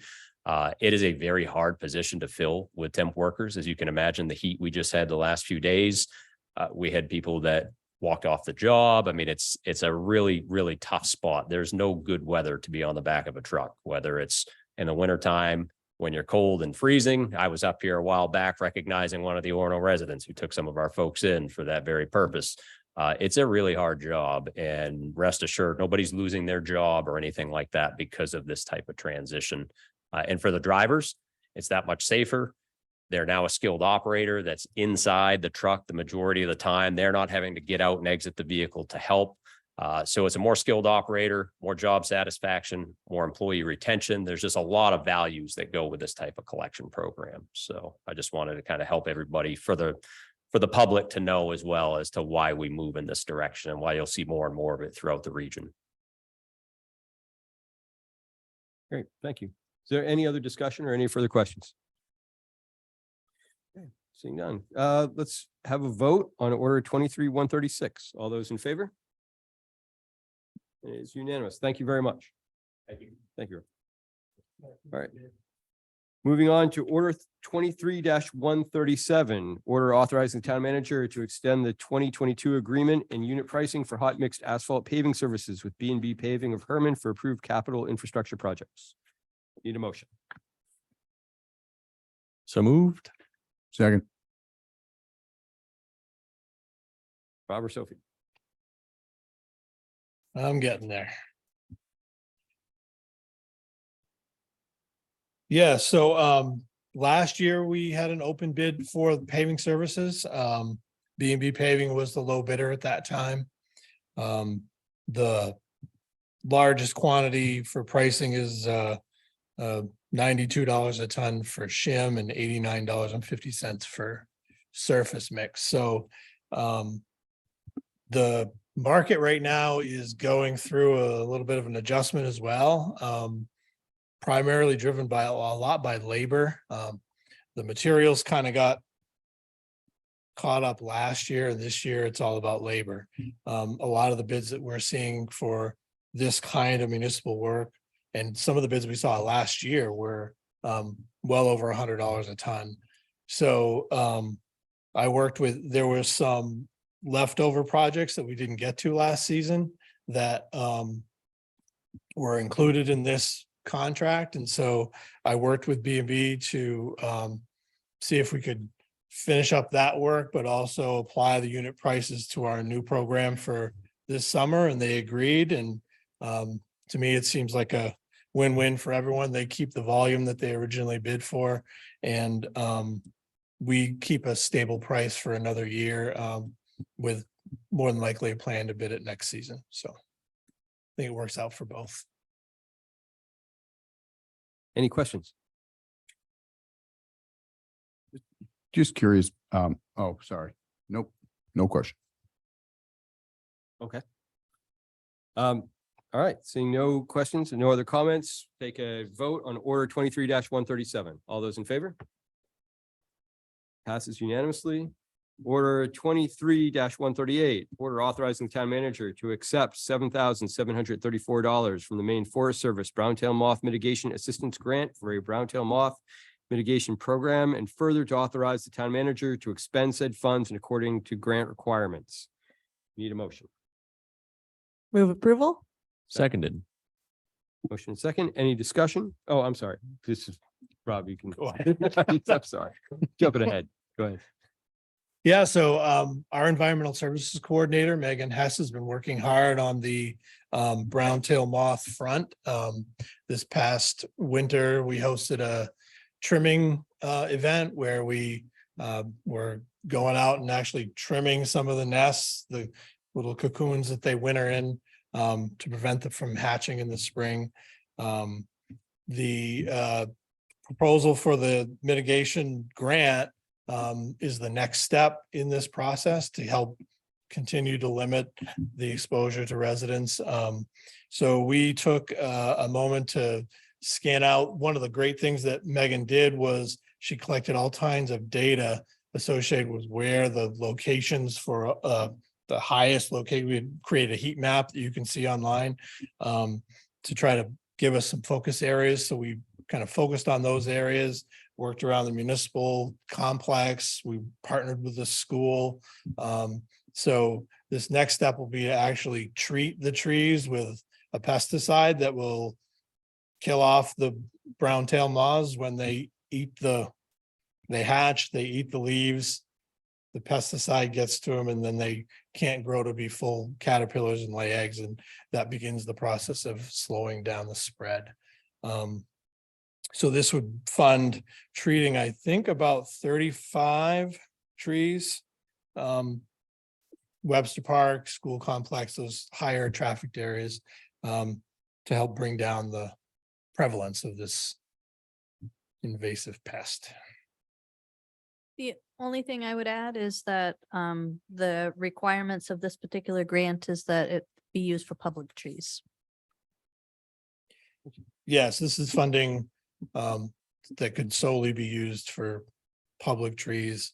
I believe the Maine Forest Service is working on other options for private residents, but that's where we focused the grant request anyway. Thank you. Any questions or discussion?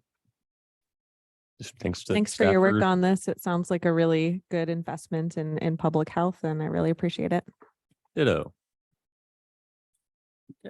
Seeing no more discussion, all those in favor of approving order 23-138? Passes unanimously. Thank you. Great. Order 23-139, order accepting $300 in grant funds from the Maine Forest Service Invasive Plant Management Program to create an invasive plant control practice plan for the high school lot with the matching funds to be drawn from the approved fiscal year 24 municipal operating budget. So moved. Second. Thank you. Motion and second. Rob? Yeah, so another successful grant application from our environmental services coordinator.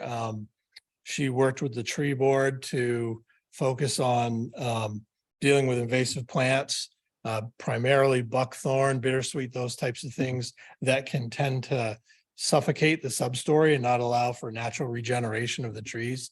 So we have been working, our first application was successful on the Colburn lot, which is the area between Forest and Bennick, Winter Haven area. So we were successfully funded a plan for that lot. We're in the process of applying for implementation. So once you have a plan done, you can go back to the Maine Forest Service and ask for funds to actually implement the plan. And so we're working on that for the Colburn lot. In the meantime, we're looking at the high school lot, which has a similar type of distribution of invasive plants. Buckthorn is the primary one that can really, like I said, suffocate the substory. So we're going to work with a forester to develop a plan, and half of it's funded by the Maine Forest Service. Great. Questions? I just have one quick question regarding our interaction with the high school lot owned by the RSU. No, that is a municipal lot. Okay. Thank the you. high school lot refers to the lot behind the boundary of the actual RSU property that the town owns. It's about a 40-acre parcel that starts roughly behind where the tree line is behind the football field. Yep. And goes northwest, I guess, toward the interstate. Perfect. So it's a town-owned lot. Thank you very much. Any other discussion or questions? See none, all those in favor of accepting order 23-139? And it passes unanimously, Nancy. Thank you. Thank you, Rob. Order 23-140, order authorizing the town manager to enter into a contract with Philly and Associates Incorporated of East Providence, Rhode Island to provide and install approximately 310 feet of pool gutter at the municipal pool at a cost not to exceed $87,750 with funds drawn from the American Rescue Plan Act funds. Need a motion. So moved. Second. I'll second it. Okay, motion and second. Robert, Sophie? Yeah, so this would be the contract for providing and installing the gutter for the project that we've been talking about all along. We're losing 2,000 or 3,000 gallons a day out of the pool right now through the rotted seams in the gutter. We're able to keep it up, so we can keep the pool level pretty consistent by adding a little bit of water every day. You may notice that keeps it a little on the cold side. But losing water is costing, obviously we got to pay for that water. You've got to treat that water. That's kind of an expensive operation right now. So this would be the first part of the contract. Public Works is going to perform the demolition of the existing gutter and the decking, working with another sub to come in and install the anchors that the gutter will sit on. Then this group will bring the actual gutter assembly, put it on the pool, put it all together. Then we are gonna backfill and pour the concrete. So the project is gonna start on August 1st with the demolition. The gutter team is supposed to be here sometime the second, third week of August. We'll get back in and backfill and pour the concrete back in behind the new gutter. Put the liner back up, all those sorts of things. After that, so the pool should be back all together and ready to go again sometime mid-September. We'll fill the pool again, test it, make sure everything's gonna be ready to go for the spring, and then put the pool to bed like we would always do in the winter. Without hopefully having to continue to add water to the pool. So are we gonna have to close the pool for? Rob worked really hard to try to push them out as far as he could. But they are the only game, not even just in town, but in New England So right we'll now. lose, are we gonna, how many weeks of the pool will we lose? So 2 or 3 roughly, I think. Doesn't it usually close? When does it close, Mitch, usually? So will it close on August 1st when you start the demolition? Yep. Okay. And I've been working with Megan on all of that, staffing wise, education outreach, all of that. If you can get people those 96-gallon bins by August 1st. Never mind, I withdraw my suggestion.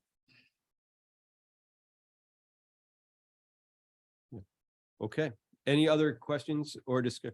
Yes. the only thing I would add is this 87,750 is the fill-in contract. There is another $23,000 in the budget that won't come back to you because it is for Rob's, the materials, That'll be supplies, for concrete to pay the that kind of stuff. So just to contractor let you to know. put the anchors in, all those sorts of things. Is that also out of ARPA or is that out of our, okay, thank you.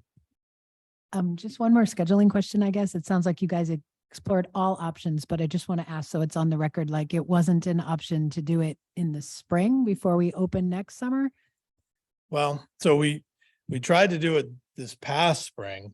That just creates, it's worse to try to do it then, because at least this way, if the project doesn't work out as well as we plan it to, which inevitably there's going to be a hitch here or there, and we end up being a 2 or 3 or 4 days late on the completion, we're not waiting on startup, staffing lifeguards, staffing, personnel, all those sorts of things.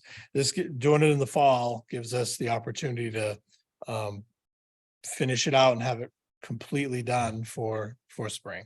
So there won't be any delays next year at all. What else is on the list of things that need to be done? Are there other big items on the pool, like extending the life of the pool, or is this? Yeah, we've got about $300,000 programmed over the next 3 years at the pool. I think the liner is another item that's coming up. Yeah, the liner's on the list. Dealing with the kiddie pool with the youth area and how we're gonna handle that, because that right now, the whole circulation system for that small pool is not working. It's broken in somewhere, and so it can't be used. So there are funds in there to kind of rethink that area and create like a splash pad or something like that over there. So that's on the list. The liner. It's pretty much it off the top of my head. Filtration system. Yeah, eventually you'll need to 2027. replace all the pumps. That's kind of a little ways out there,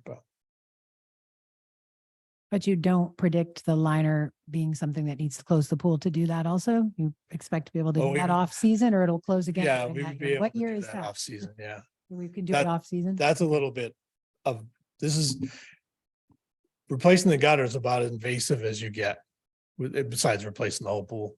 Great, thanks. The pool liner is in 2026, lifeguard stands in 2025. Sophie, can you turn your mic on? Youth play improvements in 2025 and a filtration system in 2027. So gonna spend a lot of time at the pool. how will we, I'm sorry, I know how will we communicate? I mean, I assume like Facebook posts and stuff like that, that we're having to close early and So I'm still hoping, I am too. to push a Yeah. little bit, but I'm not gonna. I mean, we asked Rob to get something done and his job is to try to get it done. Yeah. And as soon as we know for sure what those dates are gonna look like, we will start communicating with the public, probably signage at the pool as well as Facebook posts and Yeah. the digital sign, but yeah. We have a couple small details that we're working through right now, and then we'll know for sure Okay. if it has to be August 1st or can it be August 4th, 6th. I don't So know. if we table this to our September meeting, it wouldn't, I'm sorry, I can't help it. I don't want to dive into operational matters to that extent, so I'll leave it to. I mean, the reason this is on here is because when you go to the pool, you get a water bath around the outside where we have sprung leaks in the seams.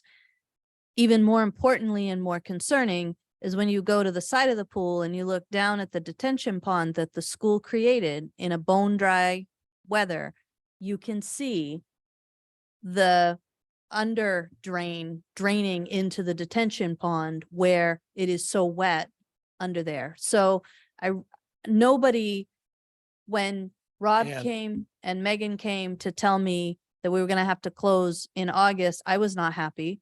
It's not what I wanted to see. My fear is we keep letting this go and we're gonna be dealing with more than this project. Yeah. I want to hear more of this bone dry weather stuff you talk about. Well, that was from last year, Leo, and it's actually separated more. Okay, other questions or items for discussion? All right, well, let's take a vote on order 23-140. All those in favor? Passes unanimously. Thank you. Order 23-141, order authorizing the following FY24 infrastructure reserve capital projects totaling $510,000. And they are described in the document. Oh, we need a motion. I'm sorry. Getting So tired. move. Second. Moved and seconded. Robert, Sophie? So do you want an update on where we are with these projects or? Now, let me start by saying, a few years ago, we changed our process. We used to carry forward projects that had not been finished at the end of one capital year into the next budget. And we had a resident who came to a council meeting and expressed that he really didn't like carry forwards as big. He didn't like to see $600,000 and $800,000 carry forwards. And so Rob and I came back to council with this idea of creating a capital infrastructure reserve account, which is what we've done. So at the end of each fiscal year, all of the unused capital funds sweep into the capital infrastructure reserve account. And Rob pulls out money for those projects that have already started, or sometimes we've been able to say we've saved money and here are some projects that would make sense to do. In this case, all of these projects were previously approved and have been started on in one form or fashion. So these are, this is the remainder of what we think we'll need to spend in 2024. You want to go through them? That's right. So Maxfield Drive is a paving project that we started last winter, really. We were there in November. All that's left there, we went up in the spring and put curb and built a new sidewalk. Did all the curb backfill, that's all done. All that's left on Maxfield is the surface pavement and some small tying in driveways, those kinds of things. Beach Street is probably the one that has the least progress so far. I'm working on a little bit of a drainage design issue with that. But that project is not a reconstruction. We're going to reclaim the road. So we're going to pull all the curb, remove the drainage, tops of the drainage structures. Then we bring grinder in, basically a rototiller, and mix it all up, regrade that, and then that creates a new sub base. That's one of the issues with that road, is that the gravel underneath it isn't thick enough. So this will add some thickness to the sub base. Then we'll pave, put new curbs, reset all the drainage structures. So that project will be something that we get going on probably in September, I would say. But with a goal to get that at least to the point where it can be overwintered. Westwood Drive is another project that has been kind of lagging for us because we had a sewer project that had to happen first. So Westwood Drive, on the far end, basically from the first entrance to the middle school back to the end, was put a sewer line in last year. This year we'll come in, shim it, raise the structures. There's a little bit of ditching and then pave it. Colburn Drive, Colburn Drive was funded in 2 separate years because it's a pretty big project. It's going to include new pedestrian lighting. So because Colburn Drive has got all buried utilities, so there's no utility poles, so there's no street lighting, which is kind of an issue for an area that has some pretty dense residential areas in it. So this project adds pedestrian lighting on the sidewalk side of the street, repaves the road and sidewalks. Colburn also includes Marsh Lane, which is the little dead end street that goes off to the left there. Charles Street, same deal. We kind of funded this project in 2 different years. In this case, and in the case of Colburn Drive, since we need to engage an engineer to do some of the pre-design work, it's nice to have funding in the fiscal year before you actually want to do the work, because you can get going on some of the engineering and design work. So Charles Street, Colburn Drive, let me just back up. Colburn Drive, the design for the electrical is complete. And that one's going to be ready to get started here soon. Charles Street, I'm waiting on a draft plan for the drainage improvements up there. That Charles Street, I don't know if you've been on Charles Street. There's pretty much water everywhere. It's a pretty significant, and it's very flat. So that was Colonel Webster's cow field. So it's flat. And so working on trying to figure out where we can collect that water and bring it out into College Avenue is what we've been working with the engineers on there. And we're pretty close to having a draft design for that. So that's probably going to be able to move forward this fall as well. And then the DOT planning partnership is the big planning project that we've been working on with Sebago Technics. A lot of the stakeholder meetings and the initial data collection is complete, and they're working on creating some draft solutions for some of the issues that were brought up. So that project is, we're probably only 10 or 15% into that, but it's moving along, I guess, as well as you would expect. Thank you. Questions? Just, are we able to schedule Westwood around school? Yeah, that's my hope. So now that we've approved the extension of the B&B contract, working on getting them scheduled sometime the end of the month. When they come at the end of the month, they're going to shim Westwood, Grove Street, University Place, and put the surface on Maxfield Drive. And so that will move things forward with a plan to come back in about a month after we do all of our work around the new pavement to put the surface on. So. I had one question, not specifically about these projects. These sound awesome. I'm glad you're going to finish them, and I'm glad the money's being allocated hopefully for them. But I just wanted to know, in our process, Sophie, is there other money that is sweeping forward into the infrastructure reserve? Like, what was the total amount left on our capital infrastructure budget this year? How much is sweeping into the reserve versus this 510,000 that's going to these specific projects? So I don't have a final number because we're still paying June bills, but my recollection was it was in the 300. Whoops. No, we did more than that. Talk amongst yourselves for just a minute and I can give you an actual amount.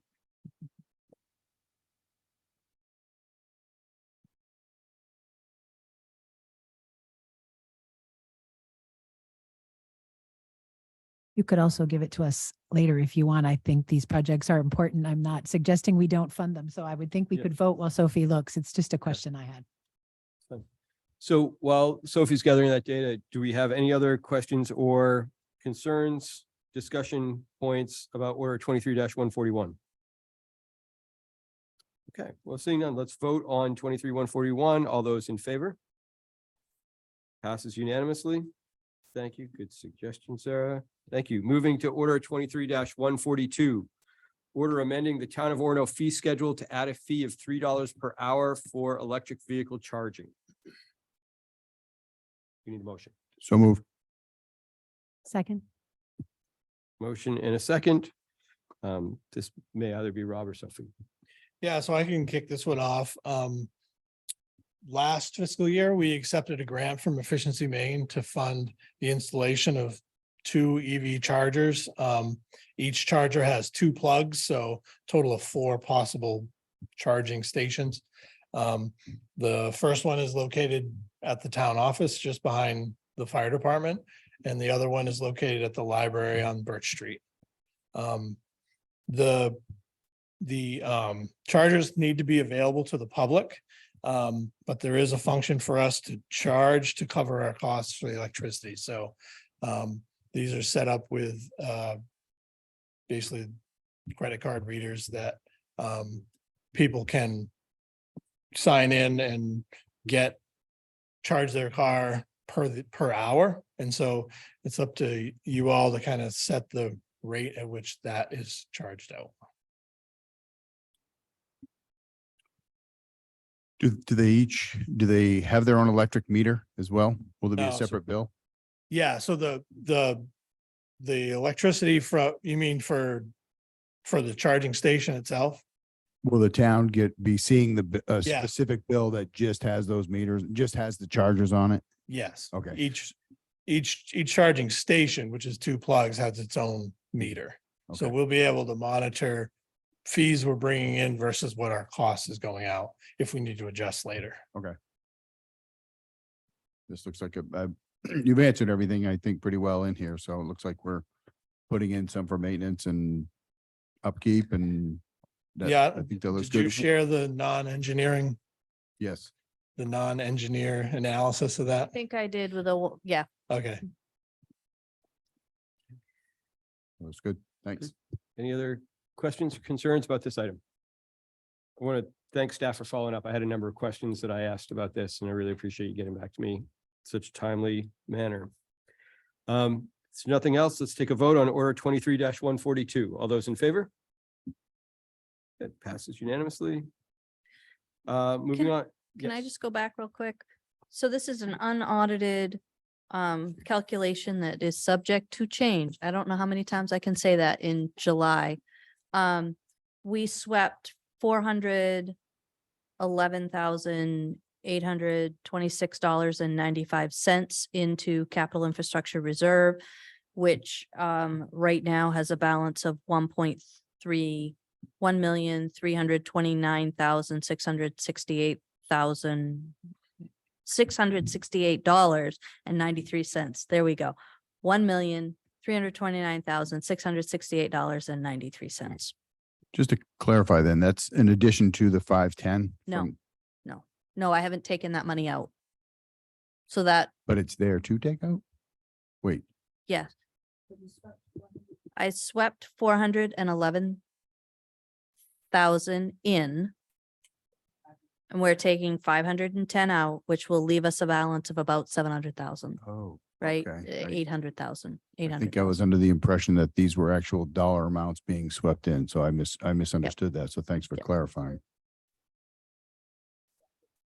Yes. My mic on. We're taking slightly more out than what we swept in this year. Okay. Thank you. Thank you.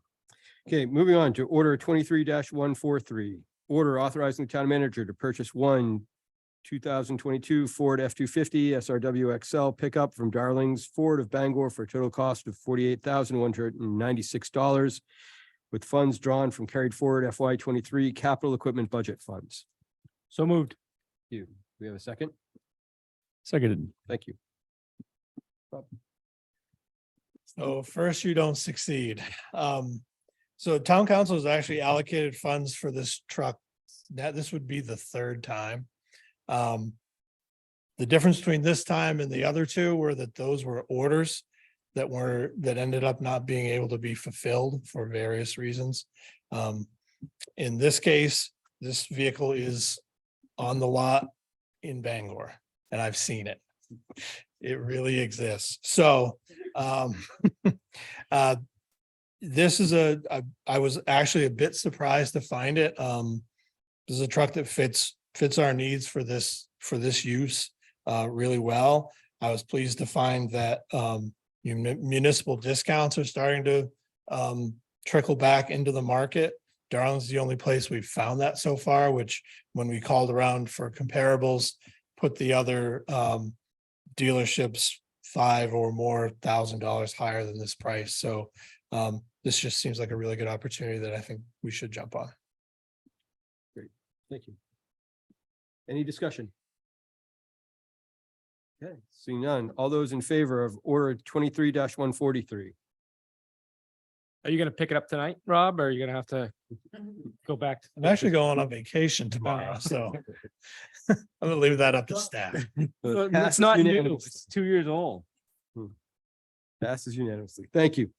Moving on to order 23-144, order authorizing the transfer of $10,000 from the FY23 Public Works Winter Maintenance Salt Expense Account to Winter Maintenance Reserve. We need a motion. So moved. Second. Thank you. Rob.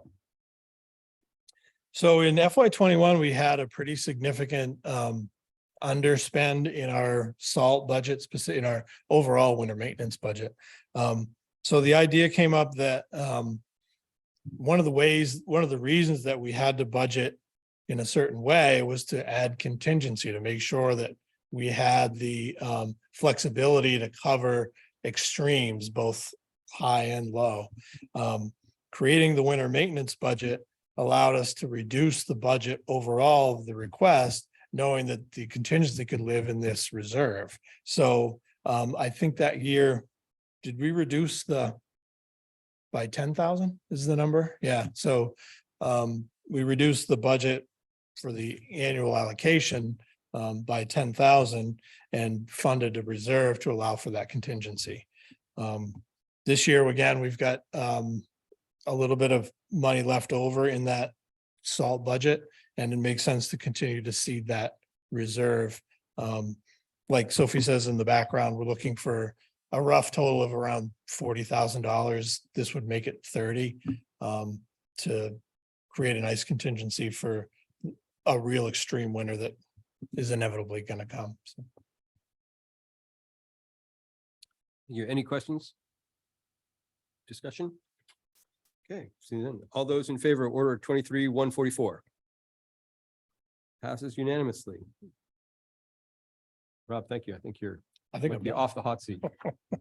Thank you. Thank you very much. Enjoy your vacation, Rob. Thank you. All right, order 23-145, order deeming $1,690 of delinquent FY 2018 personal property taxes as uncollectible due to bankruptcy or related court proceedings, and authorizing the town manager to write off the outstanding taxes and related accrued interest for Next Links Corporation Incorporated, account PP 410. Need a motion. So moved. Seconded. Sophie. So last year at about this time, I think a little earlier, we came and we said the personal property taxes assessed to Next Links were not collectible because they'd gone through a bankruptcy process and there was no money left.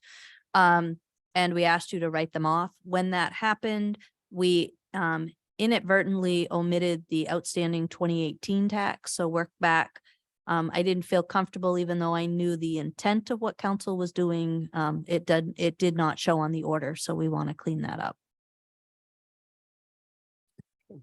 Any questions? No discussion on this item? Then we'll take a vote on order 23-145. All those in favor? Passes unanimously. Thank you. Order 23-146, order authorizing the fiscal year 23 budget adjustments as described in the 4 items below. Need a motion. Move approval? Second? Second. Thank you. So with these changes, we are not adding or subtracting from the budget. We are just trying to balance out so that the financial statements will accurately reflect what we've done.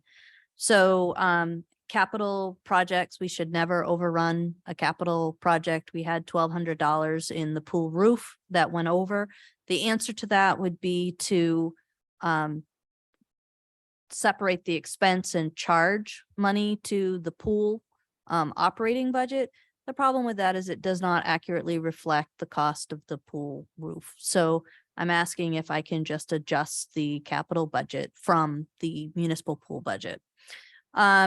We also, when we budgeted, if you recall, we did a special second budget approval last year to budget for after school. And we did that budget based on what we thought would be the highest expenses we could anticipate and the lowest revenue we could anticipate. We blew past our expectations. So we overran the after school expense budget by $31,812. We weren't concerned about it because we overran our expected revenue projections by almost $60,000. But in order to accurately reflect, we want to adjust both the revenue and expense budgets up so it doesn't look like we spent money that we didn't have, because we did have it.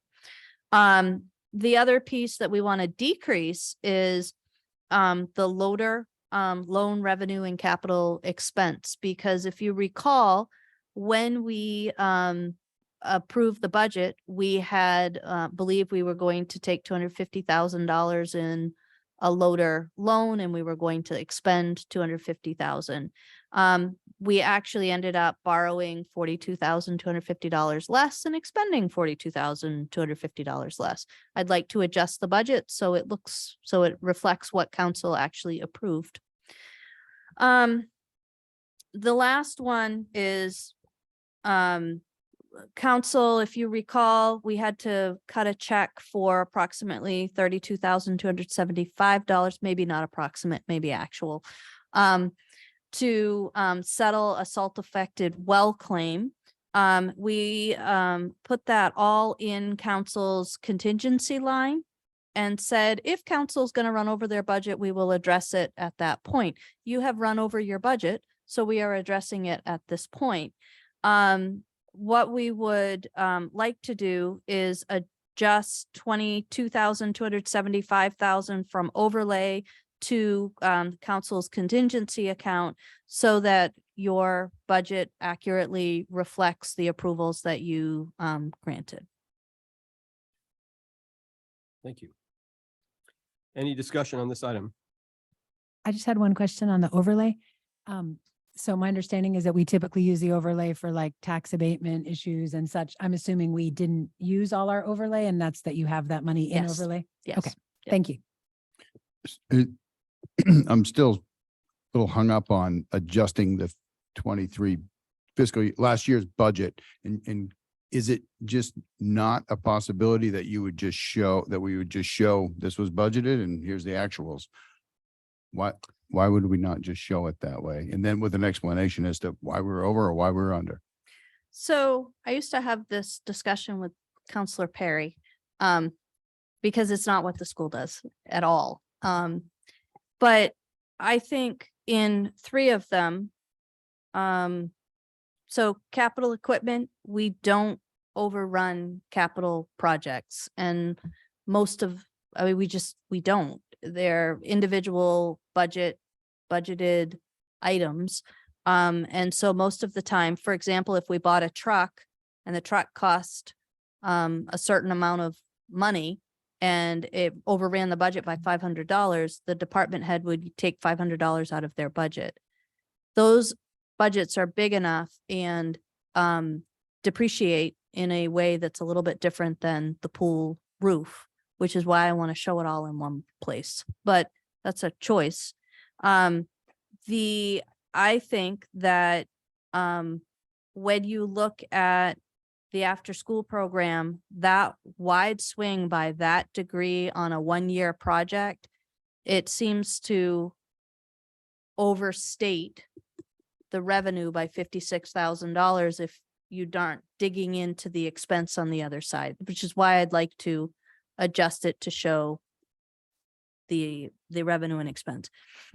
The loader loan we should have done when you approved a lesser amount, because I didn't have approval to borrow $250,000 in that budget.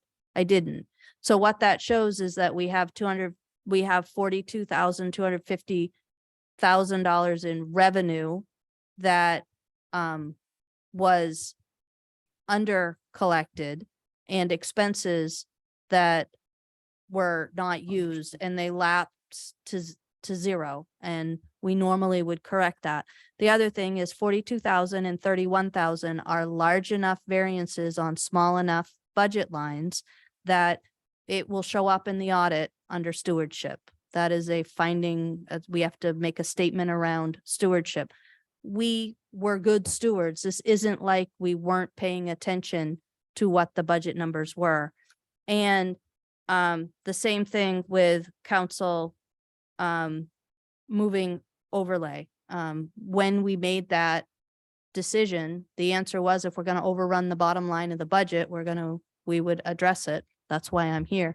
It's a choice. You can decide to allow all of these negative swings to happen. And if there were like a salt, if it was salt, then I could easily say, well, it's because we had a tough winter and here are all the budget lines that are affected because of that, which I've done. That's one thing, but just catch all, we normally would clean that up. So it would be a statement.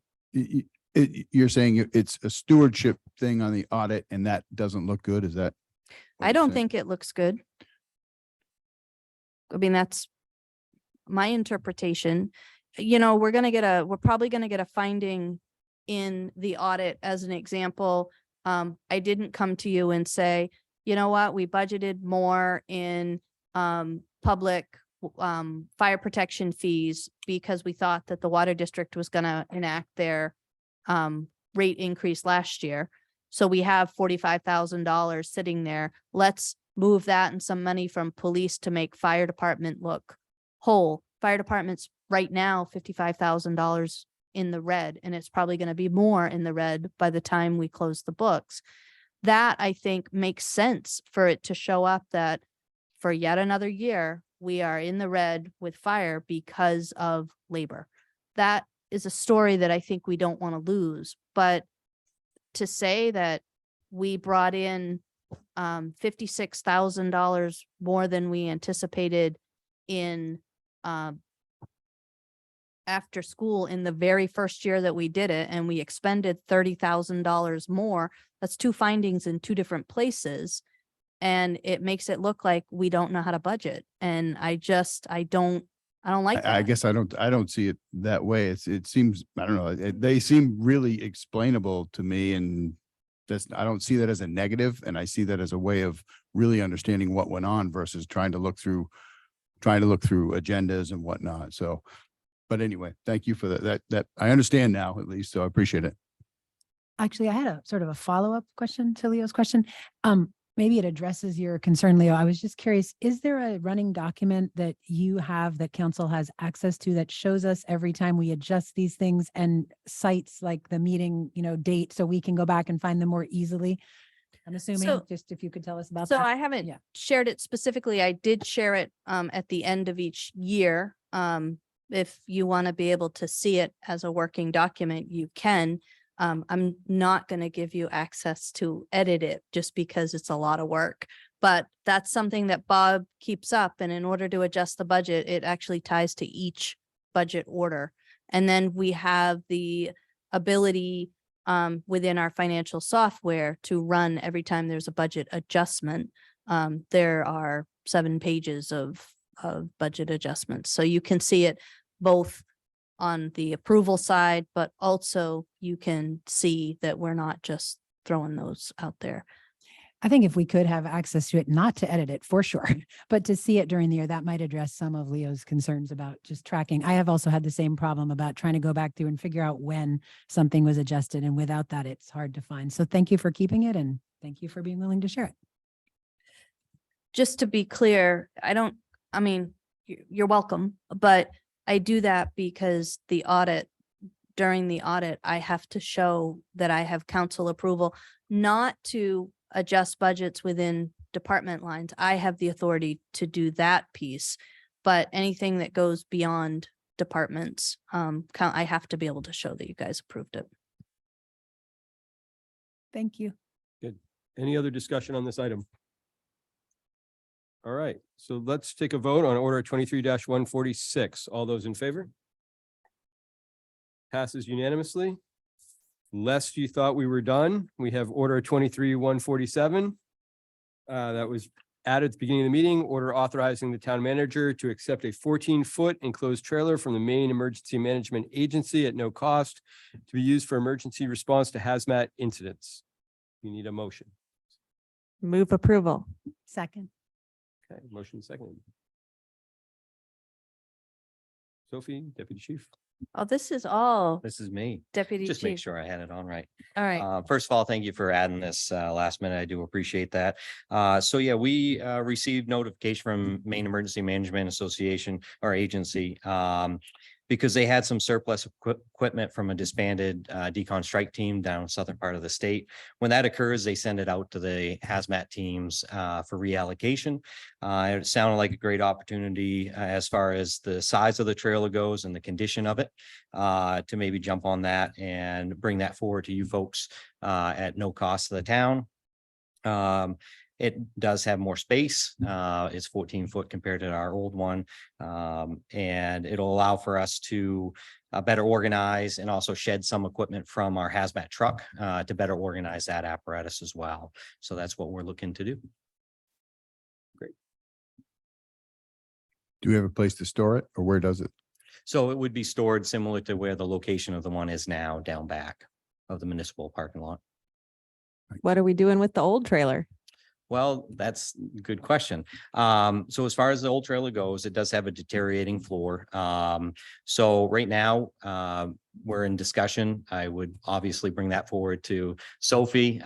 We know that we need to make sure that we're not adding additional equipment if it's not necessary, if we don't have a need for that. So at this point, that's what I would be doing is looking at that, and Sophie can share more with that as well. So I think the idea at this point that they floated that I haven't approved yet is the idea that they are really strapped for space. We've had that conversation quite a bit.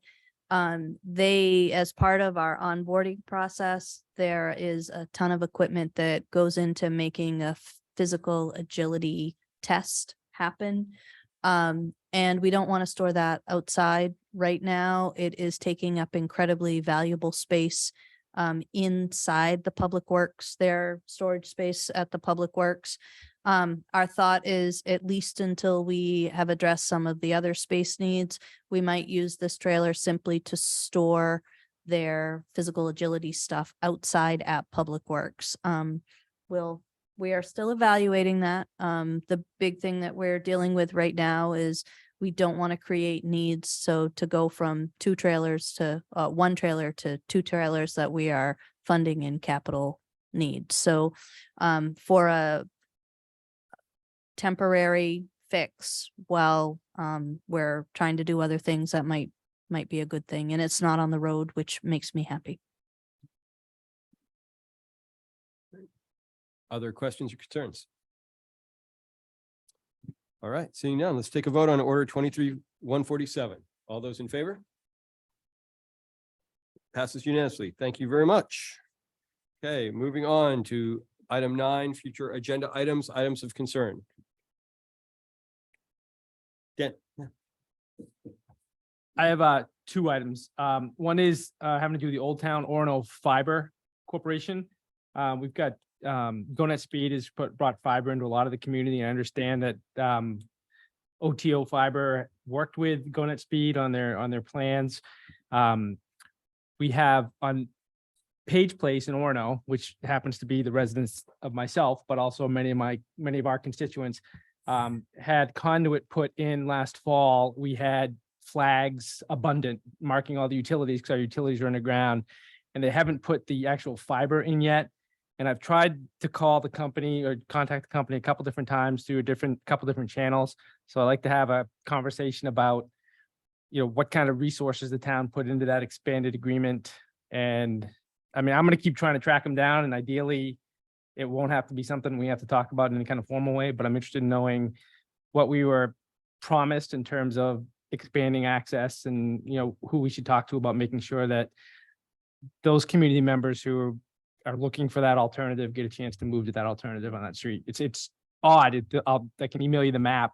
Everybody's green except for a little bit of downtown, very little bit of downtown and Page Place. So just wanted to share it, and I'll forward a picture of it. And I'll keep trying to track them down just as part of my due diligence as a counselor, but wanted to raise that. Sophie, do you want an update Secondly, now, I'd or- like to have a conversation about. Oh, sorry. Hey, Bill. So, Dan, I'm the vice president of OTO Fiber, and at the time of those negotiations, I was the president of OTO Fiber. So, GoNet Speed's original proposal for expanding fiber to Old Town and Orono excluded a substantial portion of the town.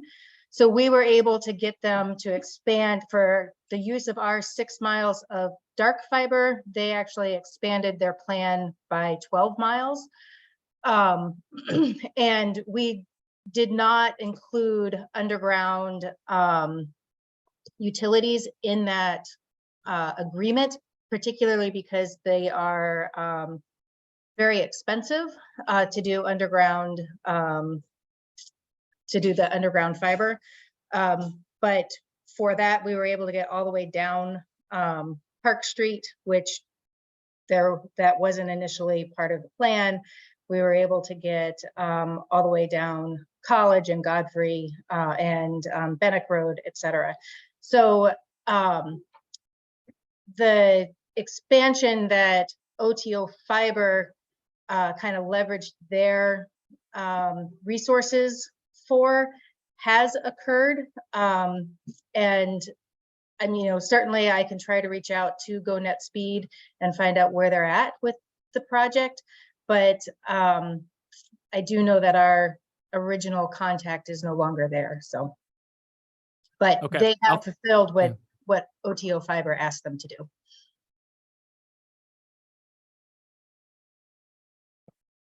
Okay. Yeah, to the extent that we can follow with them, and because it's not, their neighbors on my street have been reaching out to me too about it and where they are. So that would be good. Thank you. I did. I wanted to talk about, at some point, I want to talk about how we manage the council authority, the authority and ordinance having to do with the items that have to come back to the council for approval under up to $5,000. And there's some items there I'd like to discuss. I think it's a fruitful and lengthy discussion. We're gonna Thank have. you. Yep. It's on the plan to have it. Jeff, this is not a future item, but just a request if we could get a quick update on the election. I'm aware bios are up online. People are voting. If Sophie could just say a few words, because I just want to be sure we do that at every meeting so Sure. that the public is hearing what's up with that. Sure.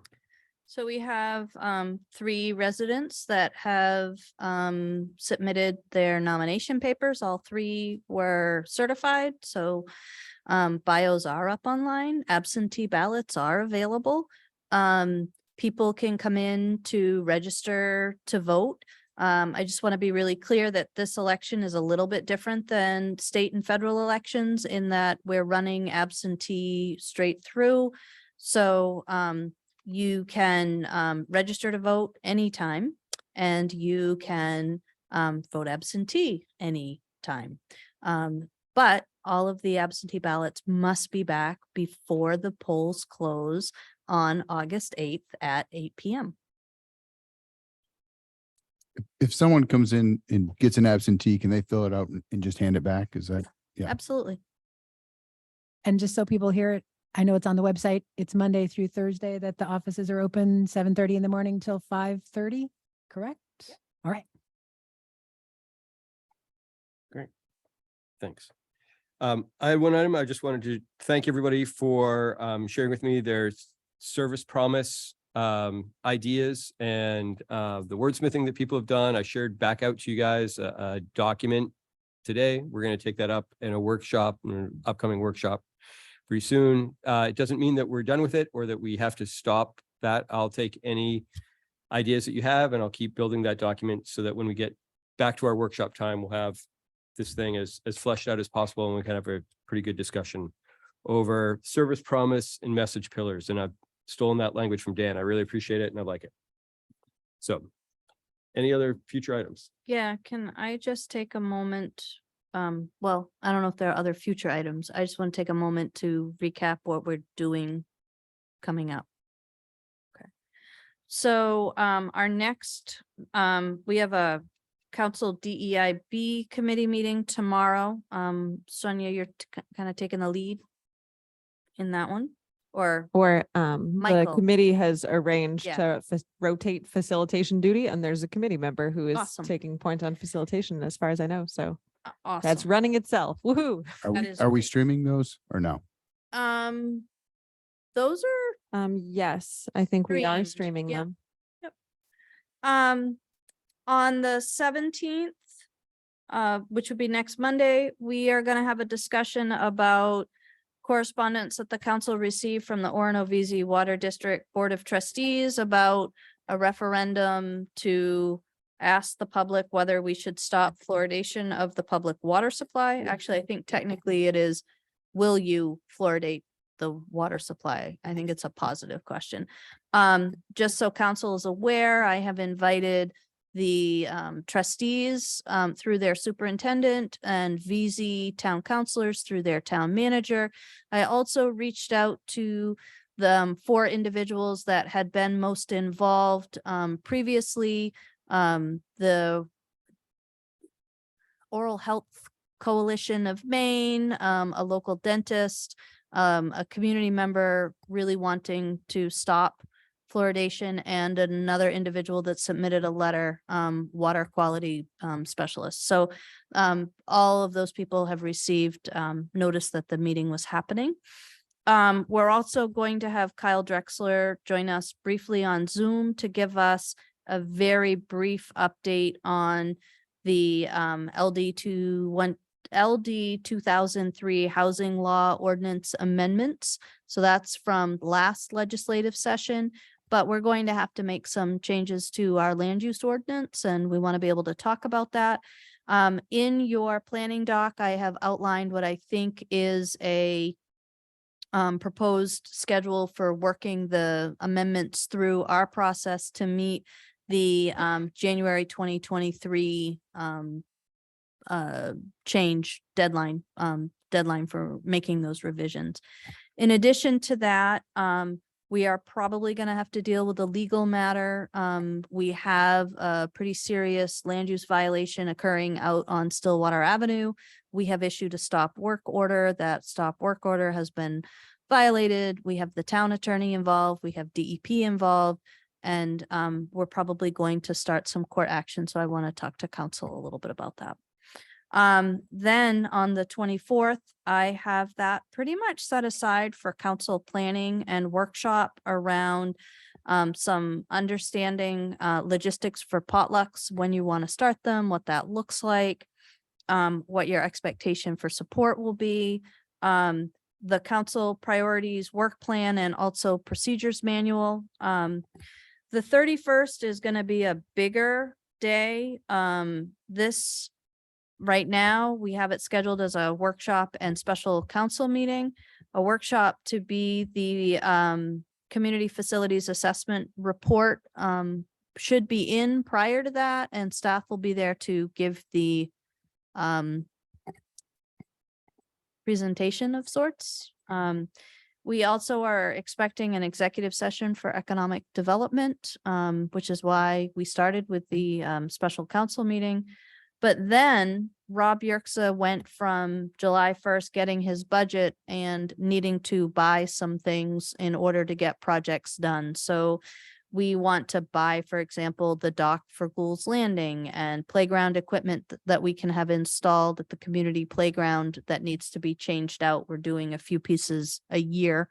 Like to get that done before school starts, and hiring a contractor to do the Birch Street School parking lot, and build an ADA accessible ramp at the senior center, hiring a contractor to do the minor repair and then the clean and seal of the blocks at the Katahdin site, and hopefully having quotes for the Keith Anderson paint project so that we could get that painted this season. So that's what I've got so far, subject to change, but trying to kind of tidy up some things so that when we come back at the end of August, we will be able to hit the ground running.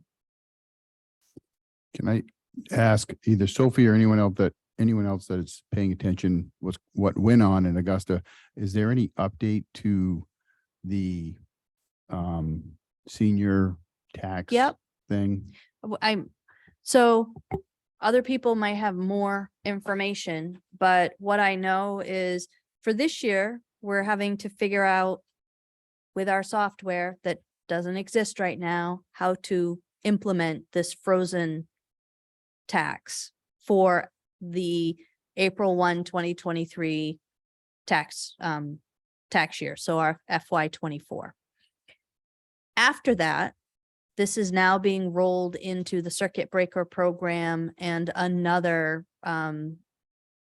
deferment program, senior program, so it's moving the program back to the state and funding and expanding programs that already exist at the state level.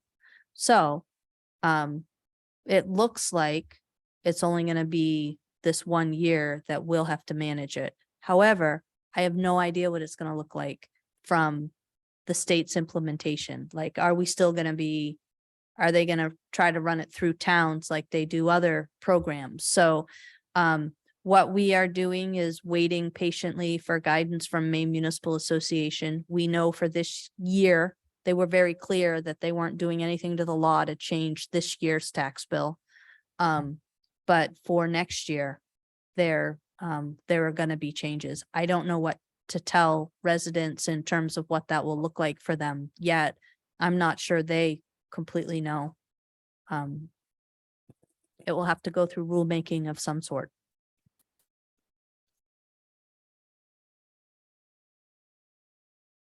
All right. Anything else for items of concern? All right. Are there any public petitions? Anybody online, Bill? Nobody with their hand raised. Okay, so seeing no public comment either, we do not have an executive session tonight. I would entertain a motion to adjourn. So moved. And a second. Second. All those in favor? Thank you. We are adjourned.